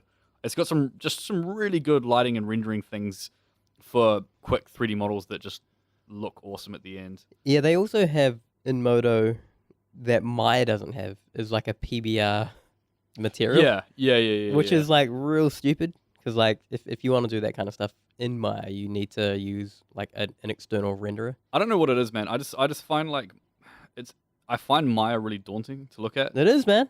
Shit. Yeah. It's crazy because you've got like Blake and I use, the modeling system, maybe a bit of animation. Yeah, from but time it's to a time. full on like animation, modeling, particles, rendering, lighting, like beast, man. It's all those things. It's crazy. And like the thing is, I've been working in Photoshop for like 10 years. And I reckon I know like 20% of Photoshop. Like there is just so many ways. What brush do you use, bro? Yeah, concept brush, bro. Shit. The Blake face brush that we made. Flash. But there's so many things that you can do in Photoshop that don't relate to painting whatsoever. Yeah. And it's really weird whenever I find like a new work path that is completely something that I've seen that they've used for something that's not concept art related at all, where I'm like, wow, I can use this to make this happen, to shorten something up. What cracked me up, I remember overhearing you say, I think one dude was like, hey man, I found this real good way to make, I don't know, like effects or something, and you were like, oh, plastic wrap. And I was just like, fuck, I didn't even think of this. Yeah, but man. Yeah, Plastic wrap, man. Yeah. Me and Cam get on some buzzers with that shit, eh? I was like, holy shit. Did Like, it- I never put these two together Yeah. where you start throwing some shit out and then just get some effects in there. There's some really bad advice that people give out a lot where they're like, don't use the filters in Yep. Photoshop. Yeah. But it's kind of Really? like, no. Yeah, like, because it's, people use the filters as an effect to say, like, you can take like a photo and then break down that photo in the filters to its kind of basic color and value schemes Yep. to then look like a cartoon. That's what I did with there's portraits in the game. Yeah. took it- But it's good for shit like that. Brush Yeah. strokes. You know, yeah, and brush yeah. strokes. And Brush it's strokes in actually there. it's actually really good for, I use it for incorporating photos into quick painted concept Yeah, art yeah. to look a bit more simple so that it doesn't take away from the image. But me and Cam started using it for really random shit, but it worked really well. So like plastic wrap is kind of like a filter where everything looks like it's wrapped in plastic, Yeah. right?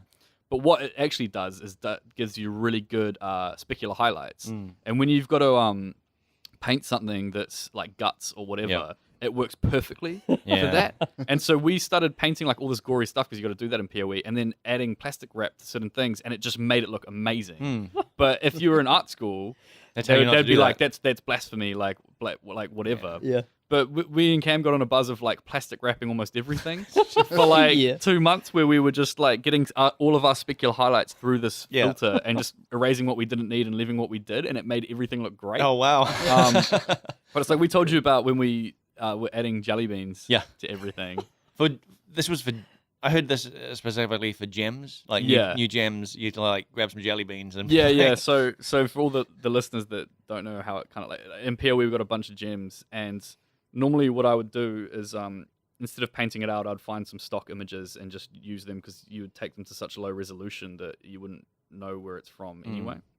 But we ended up running out of like good stock, and so I started using like frozen jelly as like a texture for a lot of these gems, and it was crack up because there was one point where I had to make something like 40 gems, and about 20 of them were made out of jelly, but no one knew which ones were and which ones won't. So I started going around to like the designers and being like, bro, I guess which one's made out of blue jelly? Like, you don't know. So I showed it to Cam, and then we started making a whole bunch of items in game that had like jewels at the end that were actually just jelly beans, but they were textures. So we went for like a good 2 months where like a lot of the items in game were just candy. Yeah. And Eric never knew, and no one knew because it just looked like a magic stone, but it's not. Yeah. It's a total, It's great. yeah, it's a Harry Rowe fucking gummy bear. Shit, that's cool. Yeah, man, it was great. I love that point. Me and Cam find loopholes like that all the time, Yeah. and then exploit the shit out of it for so long. Yeah, it's weird. Concept So- Art 101. You guys use Maya. What's like? Is there a stigma against Blender? Because nobody ever seems to use it or like it. I don't hate on Blender now. I actually installed it like a couple of weeks ago. Oh, okay. I tried it years ago, but I was already too deep into Maya. Maya had me in its clutches. Yeah. Blender's the texture painting thing, eh? Nah, Blender's like a open source 3D package. In what way? What does it do?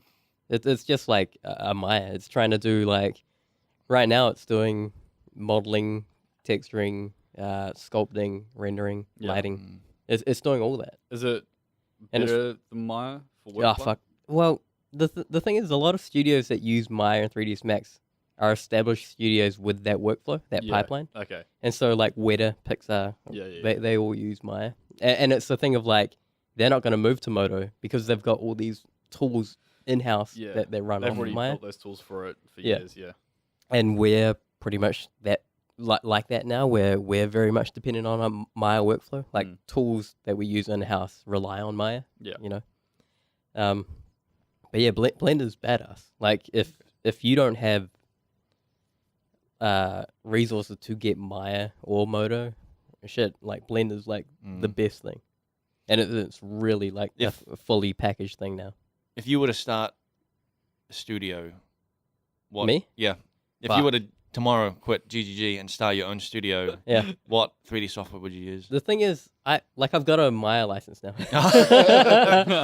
and the thing is, I know a lot of Maya modeling right. Yeah, right now. yeah. Like when I opened up Blender, when I installed it, dude, it was like, it's again learning new UI and all Was this kind of stuff. how were the controls? Were they Maya-like at all? It'll actually ask you like what 3D package you know. Oh and man, then they make it will, easy like, for you. To, yeah, that's cool. to get the navigation Yeah. that way. That's cool. But 'Cause yeah, that's a major thing. I think is like you've got so much muscle memory Yep. for certain programs that if switching to another is jarring. That's Yep. the issue of learning anything, man. Yeah, It's- it is. It's like that's why I found it daunting to kind of like learn Maya or even learn Unity, because half the issue of trying to use it is the fact that you don't know the workflow. Yeah. You know what I mean? Whereas like in Photoshop, I'm not even thinking about Photoshop. Yeah. I don't need to. Like Yep. I know what I'm doing. So open it's- canvas. Yeah, it's just Yeah. whatever, you know? Yep. Like, And you know what's cool is with that Wacom pen, you just turn it over, you got the eraser. yeah, exactly. Which I've never used. Never, ever have I used it. No, eh? you don't turn it over. It's easier to press E than it is to flip around a pen. Like, Speaking of that, I picked up Ash's Wacom pen the other day to try and write something because I was trying to explain something to him, and he's like, "Bro, that's not going to work." I'm like, "It's just a pen, bro." Yep. Oh, what you mean? You mean you wrote on a piece of paper, I was trying to write on a bit of paper. with him. and you're like, "What do you know?" goddamn rookie. Matt, dude, 3D artists have so many freaking like pieces of software they have to use. Yeah, I'm so Like- bad. I'm not. Yeah, I'm a 3D jealous guy. that like 2D guys are like, yeah, I'll get my tablet Photoshop and Yeah. I'm good. Good to go. I gotta do anything. Yeah, Man. it's a lot simpler to our end. There's a lot less technical shit to it. Although you got them giant like monitors that you draw on. Yeah, That's the only thing that is like The extra, Cintiqs? right? Yeah. yeah. But I mean, you don't need them.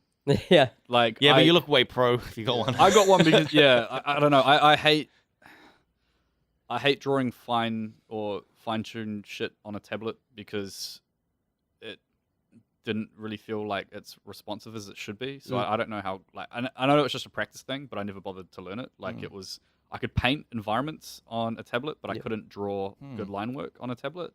Whereas with a Cintiq, it's just the same as working on paper, except a different texture. Yeah. You know what I mean? You've got have you still got that really giant one that you bought a few years back? Yeah, I got one at home and one at work. Oh yeah. Damn. Yeah. That's like that- 10 grand worth of kit right That's a there. lot of fun. That thing was so impressive when it came in. I was like, holy shit, this is Yeah. amazing. It was a big boy. Yeah. Yeah. Yeah. Nah, it's good. It was good. I always wanted one, and I was just like, I think that they've earned their money back. Yeah. 1,000 times over. Wow. I mean, I've used Cintiqs at work since I started. How many So, have you gone through? heaps? Really? Yeah, I thought you'd only had that one at nah, work. man. for- I had what the fuck did I have? I had when I first started at work, I had a 12 UX, which is like a little 12-inch one that I Yeah. bought in the UK. So that was my first Cintiq, and I spent money on that when I probably shouldn't have. But I was like, fuck it, I want one. And I think it was great. Like, Yeah. it was an awesome little thing to draw on. And then I used that in the office. And then I bought a 21-inch one, which I was like, I'm going to have this at home, which is Yeah. the one that I bought into the office. Yeah. And then my little 12-inch one, which I'd had for like 5 years, just started dying. Oh man. And I was just like, okay, well, what I'll do is I'll sell this and I'll get the 13-inch one because then at least that's kind of portable. But then that turned out to be really crap. Like, Oh. I don't know what it was about it, but like, no matter what you did with it, there was something about the thickness of the glass of it and the location settings of where your pointer would be that it was just slightly off all the time, no matter how much you'd calibrate it. Oh, that's So it made drawing like really, really annoying and a pain in the ass. Yeah. Hmm. So I ended up just selling it and just buying another 21-inch. Yeah. So I've got a 21-inch at work and a 21-inch at home. Hmm. So yeah, I've owned like 4, but yeah, that's well over like $10,000 worth of Damn, man. kit that you don't need. Like I could Yeah. do if I bothered to learn it, I could just do it Yeah. on like a $200 tablet anyway. Yeah. But whatever. Man. That's heaps, dude. Yeah. Yeah. What else do you use? What am I using? Yeah. We're using Substance Painter now, Yeah. which I'm really Yeah, enjoying. boy. Yeah, it's so damn good. Isn't Sorry, Yeah. Substance Paint is the one that's like the texture Yep. thing. Yeah, Yep. okay, sorry, I got those confused. it? Dude, yeah, that's a fucking, like, that's a revolution. man. Yeah, Like, I it saw Substance seriously Painter is, because yeah. I remember doing like a few textures when I first started working here and being like, texture painting sucks, dick. yeah, it's- like in yeah. Photoshop, it's rough, man. Yeah, it's so shit. But the fact that using Substance, you can see it being painted onto the character, and Yeah. that's how it works. Yeah, I was just like, that's fucking awesome. That's such a good way to work. And it's so easy. Like you look at some of the models that people produce out of it, and you're like, man, there must have been like a lot of work that went into this. Yep. And there would have been like a decent amount of work, but it's so easy to use. Like that you've got like, and it's so similar to Photoshop where it's just like layers. Mm. And you can just like switch like the layer filters and stuff like that. And so if like Photoshop, you pick it up like very, very quickly. Yeah. Yeah. I love it. That was just one question, eh? Yeah, it was one question. Any others? I don't have any other like. There was only one question. Yeah, there kind of was only one question. There's like this is next issue of like there's giant statements from people, less questions. But I guess we'll finish up because we're going. Pretty We've gone long. over 2 hours. Holy shit. Yeah. Yeah, fair enough. So I'll just finish up with this. I don't know if I've asked you guys before, but like, what game had the biggest impact on you in life? I think I know what game had the biggest impact on me. I'd like to say that it would be like God of War. Yeah. 2. I'd like to say that because I think that's probably one of 2 my favorite games. specifically. I'd like to say it would be that because I think that was one of the games where I was really first like, holy fuck, this game was just like epic in every sense. Mhm. But I think the biggest game that had impact on me was a game called Legend of Legaia when I was like 7 or 8, and it was Yeah. a classic JRPG, Oh yeah. and it just made me fall in love with JRPGs, man. Wow. There was something about the world of it that was like you were like this little kind of like anime dude, Yeah. like boxed out as fuck, and I think that the story of it was just awesome. So it was like turn based, Yeah. and there was this whole thing of quick backstory. There used to be like these things called the Siru, which were like these kind of like creatures, and people used to live together with these things, and they would kind of like coexist and become like symbiotes with them, and it Mhm. would allow people to like fly or have like superhuman strength or like whatever. And one day this bad guy made something called the Mist, which turned them all evil. You know what I mean? And basically, humanity became like these small clusters of like clans living around the world. Yeah, that's it. That's so good. Yeah. Small clusters of clans living around the world, and they lived around these things called the Genesis trees. Okay. And these Genesis trees were like the only thing that kind of repelled the mist, but only for like a certain amount of area. And like the whole game is based around you starting out in like one of these little towns, and the walls around the town getting broken down and these creatures attacking. And it turns out that inside these Genesis trees are things called like the Ra Suru, which are like kind of like the god ones. Yep. And one kind of attaches to you, and you start getting like all these powers, and then it becomes your mission to kind of go and save the world by like taking these Genesis trees and kind of giving this god power to them that they learn to grow again type thing, and it repels like even more of it. And it was just awesome. There's like a Genesis tree and there's like a village around it. Yeah, pretty much. Yeah. And basically it's like it's created a pocket in the mist where that's people, safe. Yeah. Do they know that there's other villages outside? Yeah, no, the they mist? totally do, because like people still go out hunting in the mist. Yeah. But it's like super dangerous. Yeah. But there's a whole bunch of like dormant Genesis trees. Oh yeah. And you're kind of going to those ones that are like dormant to revive them to help do whatever. But it had this really cool combat system where it was turn-based, but what you'd do is you would input like up, down, left, right, whatever, and then it would input that command and you'd go like punch, kick, da-da-da-da-da. But if you got the right combination, you'd find out like a combo move, and it would suddenly unlock that move for you to do each time, which might be like a certain thing. And the more powerful you got, the more inputs you could do. And eventually you'd like be able to input like 10 or 11 commands. But if you input them in a certain way, you'd get something called like the hyper moves, which would do like this one all-out badass attack type thing. It was just awesome, man. It was such a good game. It was so good. You said it was turn-based, it was like Final Fantasy type. Final Fantasy turn-based, like pretty much exactly like. But the Final combat, Fantasy you're like actually putting in the moves, or you could choose to use. It kind of had like a Pokemon element, where because you had like you could do the attacks, but it also had like the magic element of it, right? Which was what the Rasuru was like attached to you and like your other friends that you end up gathering along the way.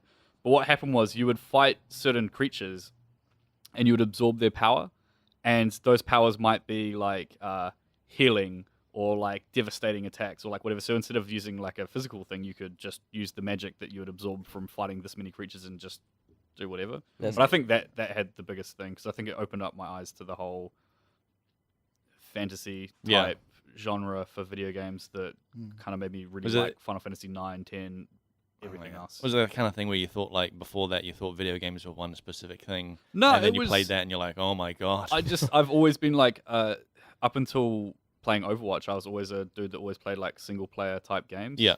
And I think that was one of the first games where I was really infatuated with a story driven game that was just fucking really good. So I kind of like hold all my standards to that kind of thing, which is why I'm really disappointed by like all the Final Fantasies that have come out since 10. Yeah. You know what I mean? Yeah.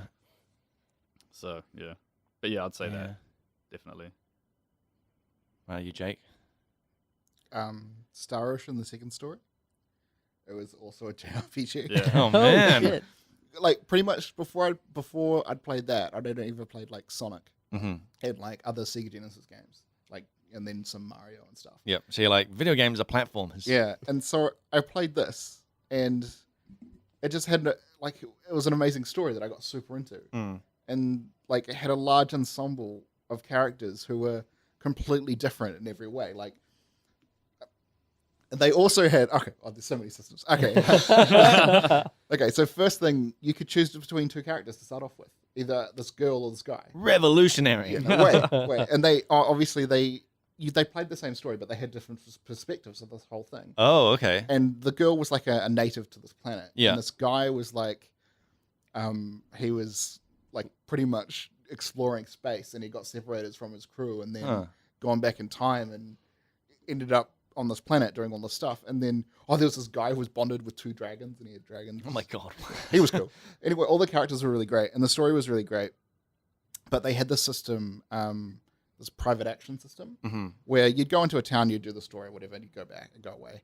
And then depending on what characters you had in your party, you could enter the city under a private action mode. where like you build up relationship levels with them, and they would have unique events that you could partake in. So it was like mini stories for characters bonding, rather than this other thing. And then if you got them up to certain levels or whatever, they'd have like this whole like big. Every character had its own arc with you. And like there were so many stories in this one game. I was just blown away. Did you ever play any of the Persona games? Yeah, I've got them all. Yes. Yeah, because don't they have like social links and stuff, and like the more stuff you do with someone, the more of someone's story you. Yeah, so you've got that's like a time management sim as well. Yeah, because you've got to like spend certain time with certain people, and you've got to choose the right options to get your relationship level up. And once you get it up to a certain point, like the character learns new abilities in battle, or you unlock certain personas that you can use and unlock more options for fusing and stuff. That was really cool. I really like those games as well. Yeah. Just RPGs in general, the best thing ever. You're gonna hate my answer, but I think Grand Theft Auto is fun. All right, yeah, I'm leaving. Catch you later. The reason I say that, like, dude, which one? Like 5. And 5. Dude, okay. Like, dude, it's pretty late. Well, but Holy crap. I realize it when I can appreciate the shit that they do in that game. Like I played a lot of games growing up, but I've never obsessed about a game till 5. 5 was like they're doing displacement maps, they're doing parallax, like you know what I mean, like shit that I use and deal with directly today, and like it's really made an impact. Yeah. To the point where I will judge other games. I know. and tell people about to this day. So it's hugely influential for me. Yeah. I think it's really funny how both of ours were like a big, like a story, like that story really opened our eyes, and like this mechanic was real cool, and you're just like, visual. It was great. Yo, displacement maps. It's not just displacement map. It's I guess it's that too. Man, it's huge, man. Like it's the benchmark for me, and like I obsess about it now. I've never been like, I've gotten into games in the past for sure. Yeah. Not like this. Wow. Not like this. That's consumed me for like 5 years. Yeah. You know, I still talk. Because that's funny. That's the whole time I've known you. Yeah, I know. Like, I knew you just before Grand Theft Auto 5 came out, and you were just like, bro, have you seen the new trailer? Dude, I was obsessing about that Look at this shit trailer. before it. Yeah. Like and I was never like big into the early Grand Theft Auto. Yeah, so games. I just assumed you were like, yeah, man. A GTA head. Yeah, right? GTA head. Yeah. Yeah, but I came into it when 4 came out. Yeah. And then I was like, dude, this is fucking fun. And 5 started ramping up, and I was like, shit. Wow. And then like everything they've done is like fucking golden. Yeah. Do you think Red Dead will have a similar effect on you, or do you think Five is? I'm kind of like I'm still I guess I'm a fanboy. Yeah. So there is that part of me. You're again. But like That's a shocking. but like I'll see when the game comes out. Like everything I've seen so far is good. Did you like the first one? Fuck yeah. The first one was great. You know what I'd love? What's that? If Cyberpunk did the same thing to you, and you were just like, "Fuck, Grand Theft Auto 5." Cyberpunk is the. Hey, I'd love for that to happen. Yeah. But Sweet displacement map. They got better. They got more displacement maps. yeah, They displace even I more wish I- stuff. yeah. Well, yeah. I'm not gonna continue. Blake, you got something? What about you? Yeah. Me as I think I've talked about this before. It was a game called Myst. Oh yeah. I remember Myst. Yeah. I remember Myst. Oh. Yeah. And it was like that game for me was like, before I played that game, I just thought of video games as like platformers. You know, you're just like I know Mario. you as the Mist guy. As Like the Myst guy. when someone talks about Mist, I think of you. I come running. You guys talking about Myst? The one thing I remember about Myst is I hired it out when I had a PlayStation 1. That's what I did. It had like 6 discs or something. Did it? I don't That remember was that. what was great about those games, though. You know? Yeah. It's like I remember playing Legend of Dragoon, and it was the same Yeah. thing, just Yeah, like it 4 was discs, four. and It you're was like, Yeah, all yes, those like- JRPGs, you were just like, yeah, man, I'm getting a lot of game here. Yeah, totally. That's exactly what Yeah. you thought. It was so good. But yeah, man, Myst, like it was definitely that thing of like I thought video games were a certain thing, Yeah. and then I played Myst, and I was like, I had no idea you could have this like weird storytelling, like it's a like really weird world, like it was you were exploring. You were exploring like a standard like adventure game these days, like, or a walking simulator kind of thing. Like Blake's pointing at me, by the way. yeah. But yeah, it was. It just opened my eyes to what like video games could be. Yeah. That's cool. I think all the best games are like that. Yeah. It shows you something that you hadn't seen before, and you're like, oh man, this And is what- potential. What like, I also kind of like about that question is that like the game that influenced you the most. It's not my favorite game. yeah, no, like I would say my favorite game of all time is probably Overwatch. Yeah. But definitely, I think it was definitely had the biggest impact on me as a turning point. I guess you know what I mean. Yeah. That's interesting. How old were you guys? Well, I mean, it doesn't exactly work with Severn because GTA just came out not that long ago. 5 years ago, yo. Yeah. How old were you guys when those games that influenced you came out? I think, Or that you played, I mean. well, I mean, when you I've been encountered a it. gamer since I was like 3. Yeah. Like my stepdad had like a Sega Mega Drive, and I was just on that shit forever. And I think it was, I think I might have been like 7 or 8. And I think I just got my first PlayStation, so it was like just my console as opposed to kind of like my stepdad's or whatever. Yeah. And that was one of the first games that I got. Oh, wow. Yeah. What about you, Jake? Pretty much the same. I was in primary, Yeah. and I had a Sega, and then I played this game at someone else's house, Yeah. and then I like saved up for months and bought a PlayStation and this game. Yeah. Oh, wow. Didn't buy a memory card, Yeah. which was a, same thing. Oh, yeah. which was a yeah. terrible decision because we had to leave it running. Yeah. Like, and then turn it, and Yeah. Mum would be like, "Oh, turn it off." That's what I used to do. no! Dude, that was the same thing with me and Tekken, man. I didn't have a memory card for the first like month of having a PlayStation, Yeah, and man. Tekken I'd have to go through every day and get the new Yeah. characters again. Had to save up and get that memory card after That that. 8 meg, That's- 8 MB memory card. Yeah. You guys, that's what I used to do when like I play a Sega game and be like, I need to go to bed, but I'm only halfway through this game. I'm just gonna have to leave it running and hope That's that what I nobody used to do with turns it off. Sonic. I used to leave Yeah, it running Sonic, all yeah, day. yeah. That was what was good about cheats back in the day, though. I remember there was a lot of like cheats that were like to get you to a certain level. So it wasn't even the fact Yeah. that you were cheating. It was like, oh, I don't want to have to Yeah. play through this again. I And your can start from progress here. didn't Yeah. matter. Yeah, like, yeah.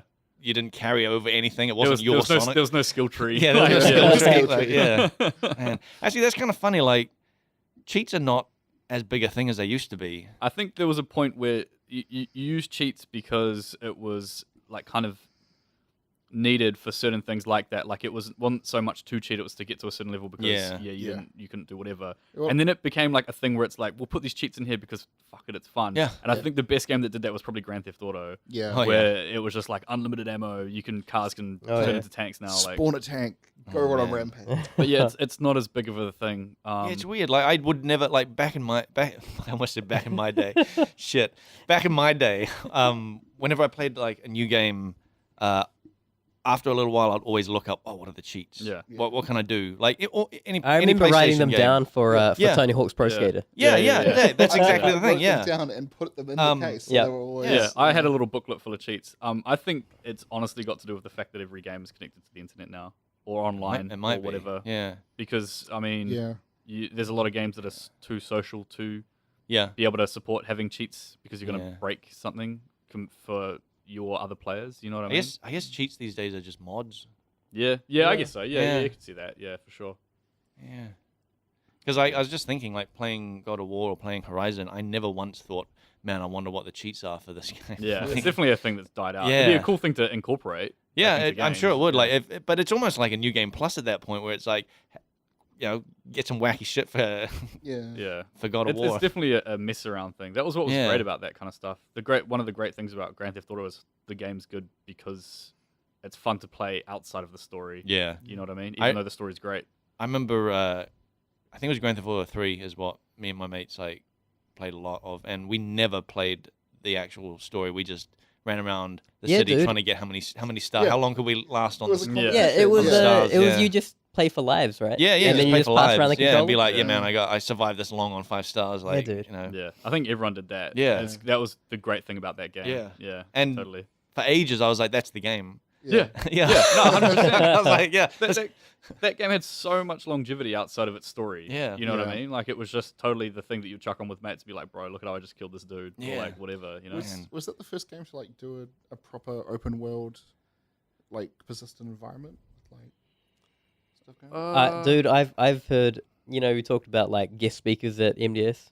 There was this one guy who came in who was working on video games before Grand Theft Auto 3 came out, and he was telling me how the industry like shifted to this like non-linear styled video game. Yeah. So like I get the feeling that Grand Theft Auto 3 was that game that Yeah. kind of like had people pivot. That was a Right. big game. Yeah. Yeah, I can't remember anything else around it. There was Elder Scrolls had one of their games was open world, but it was like empty.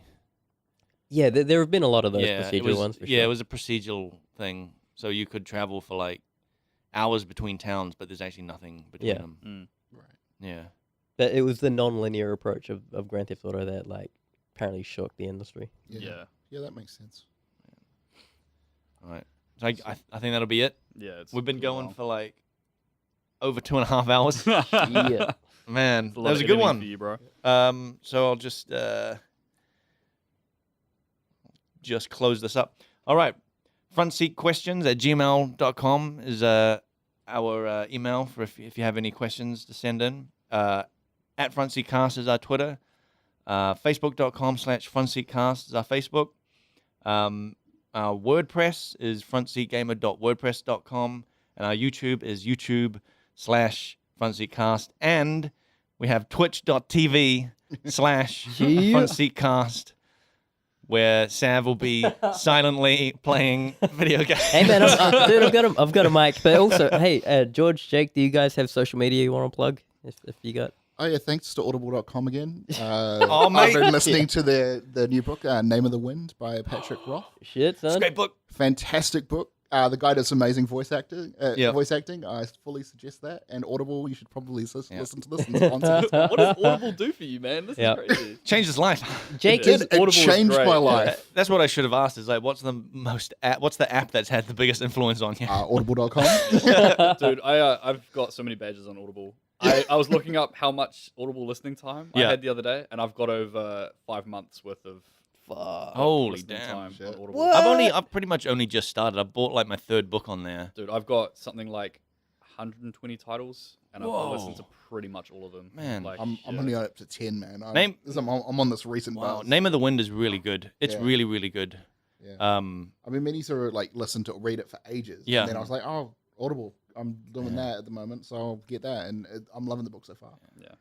You finished the last Stormlight Archive, right? Yeah, man. I've listened to that series like twice now. I Oh, listened man. to the entire series again before. How Earthbreaker came long out. does that take? Because it took me a month and a half to listen to. It's about 60 hours, but I Yeah. listen to it at work and on the way to work. Oh yeah, I only listen to it So- on the way to work usually. Yeah. No, Yeah. I listen to it at work. I listen to audiobooks over music at work. Yeah. Like 100%. Yeah. Like I've gone through Harry Potter like 3 times. Man, yeah. Just easy, you know what I mean? Like, What all right, what book would you guys recommend on Audible?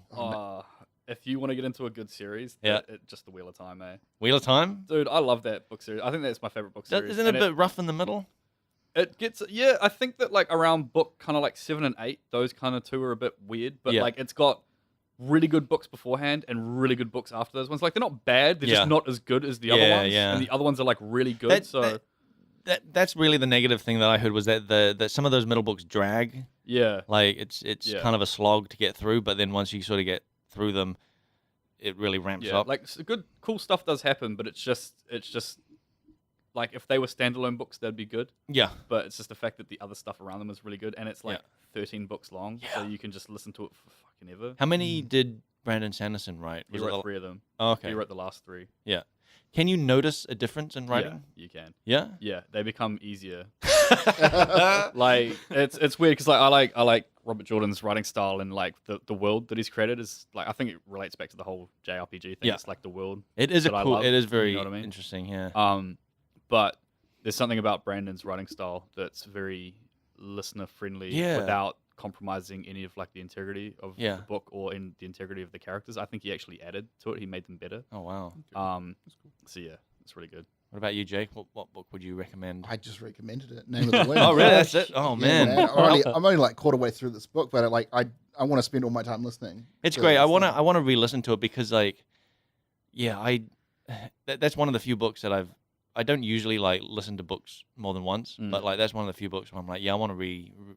I need just because a lot of people have recommended this book to me to read or whatever, And I was like, okay, fine, I'll give it a go. Then I found out there's only 2 out of 3 out. He's taken forever with the third one. I'm gonna finish the second book, and I'm gonna get so angry. He brought out a mini episode, I guess, with a side character which he narrates.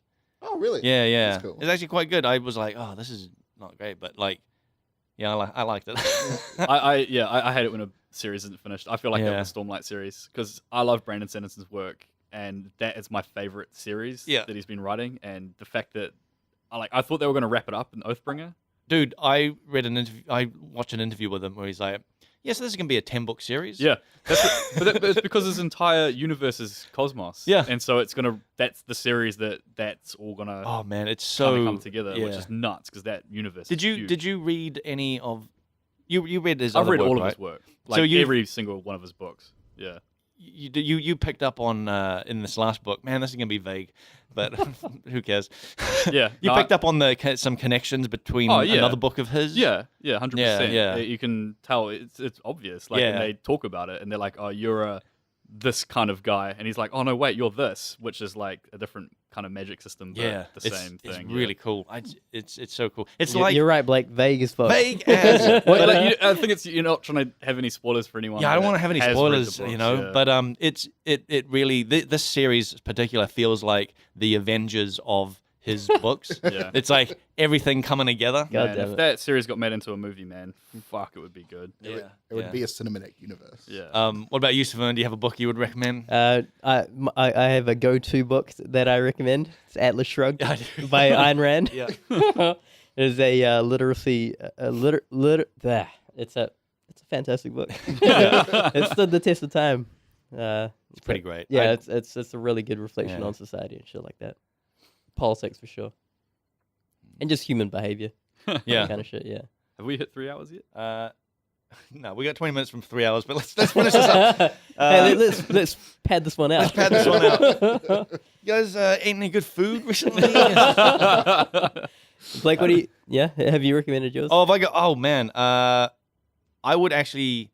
The Stormlight series is really great, but I would probably recommend the Blade itself series. Fuck, you got me into that, and that is unbelievably good. It's just What is it? it flips the genre on its Oh, head. it does, man. That's crazy What is how this? good that This is series Brandon's- is. No, this is not Brandon Sanderson. This is a guy called Joe Abercrombie. I don't think I've No, yeah. I can't do it based on author No, name, no, man. he's just like- I don't think I've ever read a book because I like the thing about fantasy that I like is the fact that it's the world. You know what I mean? The world that you're in is kind of like, wow, this is amazing.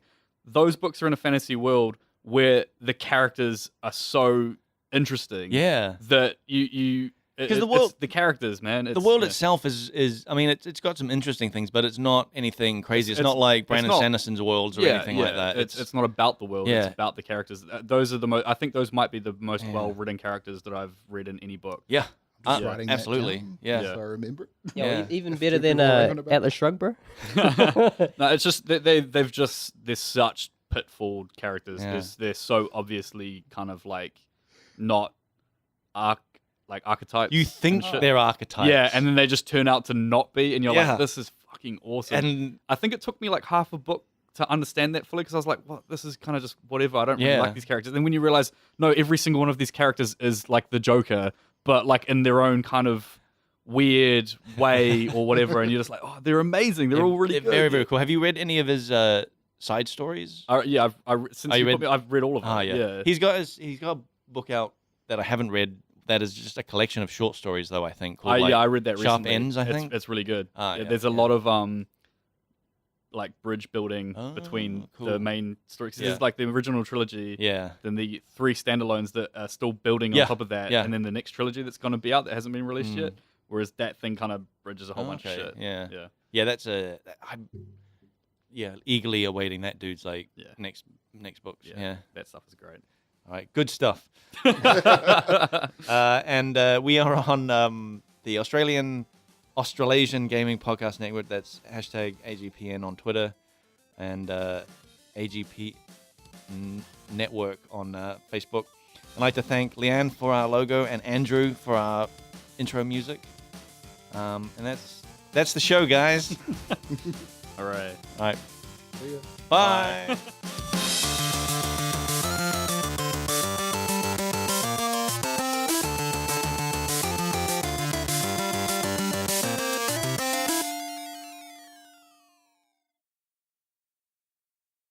I've actually asked for socks for Oh, Christmas. but that's Yeah, different. Yeah, That's yeah. different if it's- and they Yeah. were fucking legit, like jockey socks. yeah. Fuck, dude, like real Shit. good pair. I think my dad has got me socks for Christmas Good or socks? birthday. Yeah, because he's like, whenever we like meet, we have a sock like conversation about like what socks are you wearing, and he's got these like crazy like sheep shearing socks or something that like are like. Yeah, they never wear out, kind of thing. And he's like, "This is what you need. You need these I socks." feel like he raised you like that, like as like one of those things. But you know how like you see in movies where a dad sits down his son as he's like growing up. Yeah. He's like, "You listen here, boy. There's two things you need growing up." Eh? I feel like that's happened to you, Socks. but it's just been for Two, socks. two socks. little Blake's like running around the backyard, and he's like, "Come here, son. Like some family tragedy just happened." Yeah. He's like, "Listen, mate. You need a good pair of shearing socks." Eh? You need a good pair of socks, mate. The question is, have you ever got those socks? Because you could get them, and then your dad would be like, "You need these, Blake," and you'd be like, "Actually, Oh fuck! I'm wearing them right There's now." there's definitely times like there's like not too long ago, my dad was like, how's your socks? And I was like, I've got these ones, and he's like, "Are they good, eh?" I can imagine it being one of those things where it's like really stereotypical, like manly men type shit, where he's like at the pub, right, and he's talking to his mates, and then you turn up in a pair of like really shitty socks. Yeah. And he's just like, "Fuck, It's like, "You're not my son. You're not my you're son." not my son." And all his mates are like, "What the fuck's your son wearing?" He's some kind of city boy, some kind of fancy lad from the city. Blake, One we're of them. going home. No bloody Fancy lattes kids here, with mate. Your face phones and your eye music. Yeah, Whatever. Face phone. Oh, man. It'd be amazing. Then I started turning him around on the socks that I've been buying because I went off those socks and started buying different socks. I like how this is like a family drama. For you. Yeah. It's like a thing. It's like, this real It's big like a issue, thing. eh? Almost every time like we meet, there's like a sock conversation. I just love it. Like your mum has to sit him down and just be like, "Look, just let him be who he has to be." He's old enough to buy his own socks. Like, walking around here My in mum big usually just leaves the room when we start talking about socks. Like, oh, bloody hell. Not this again. socks.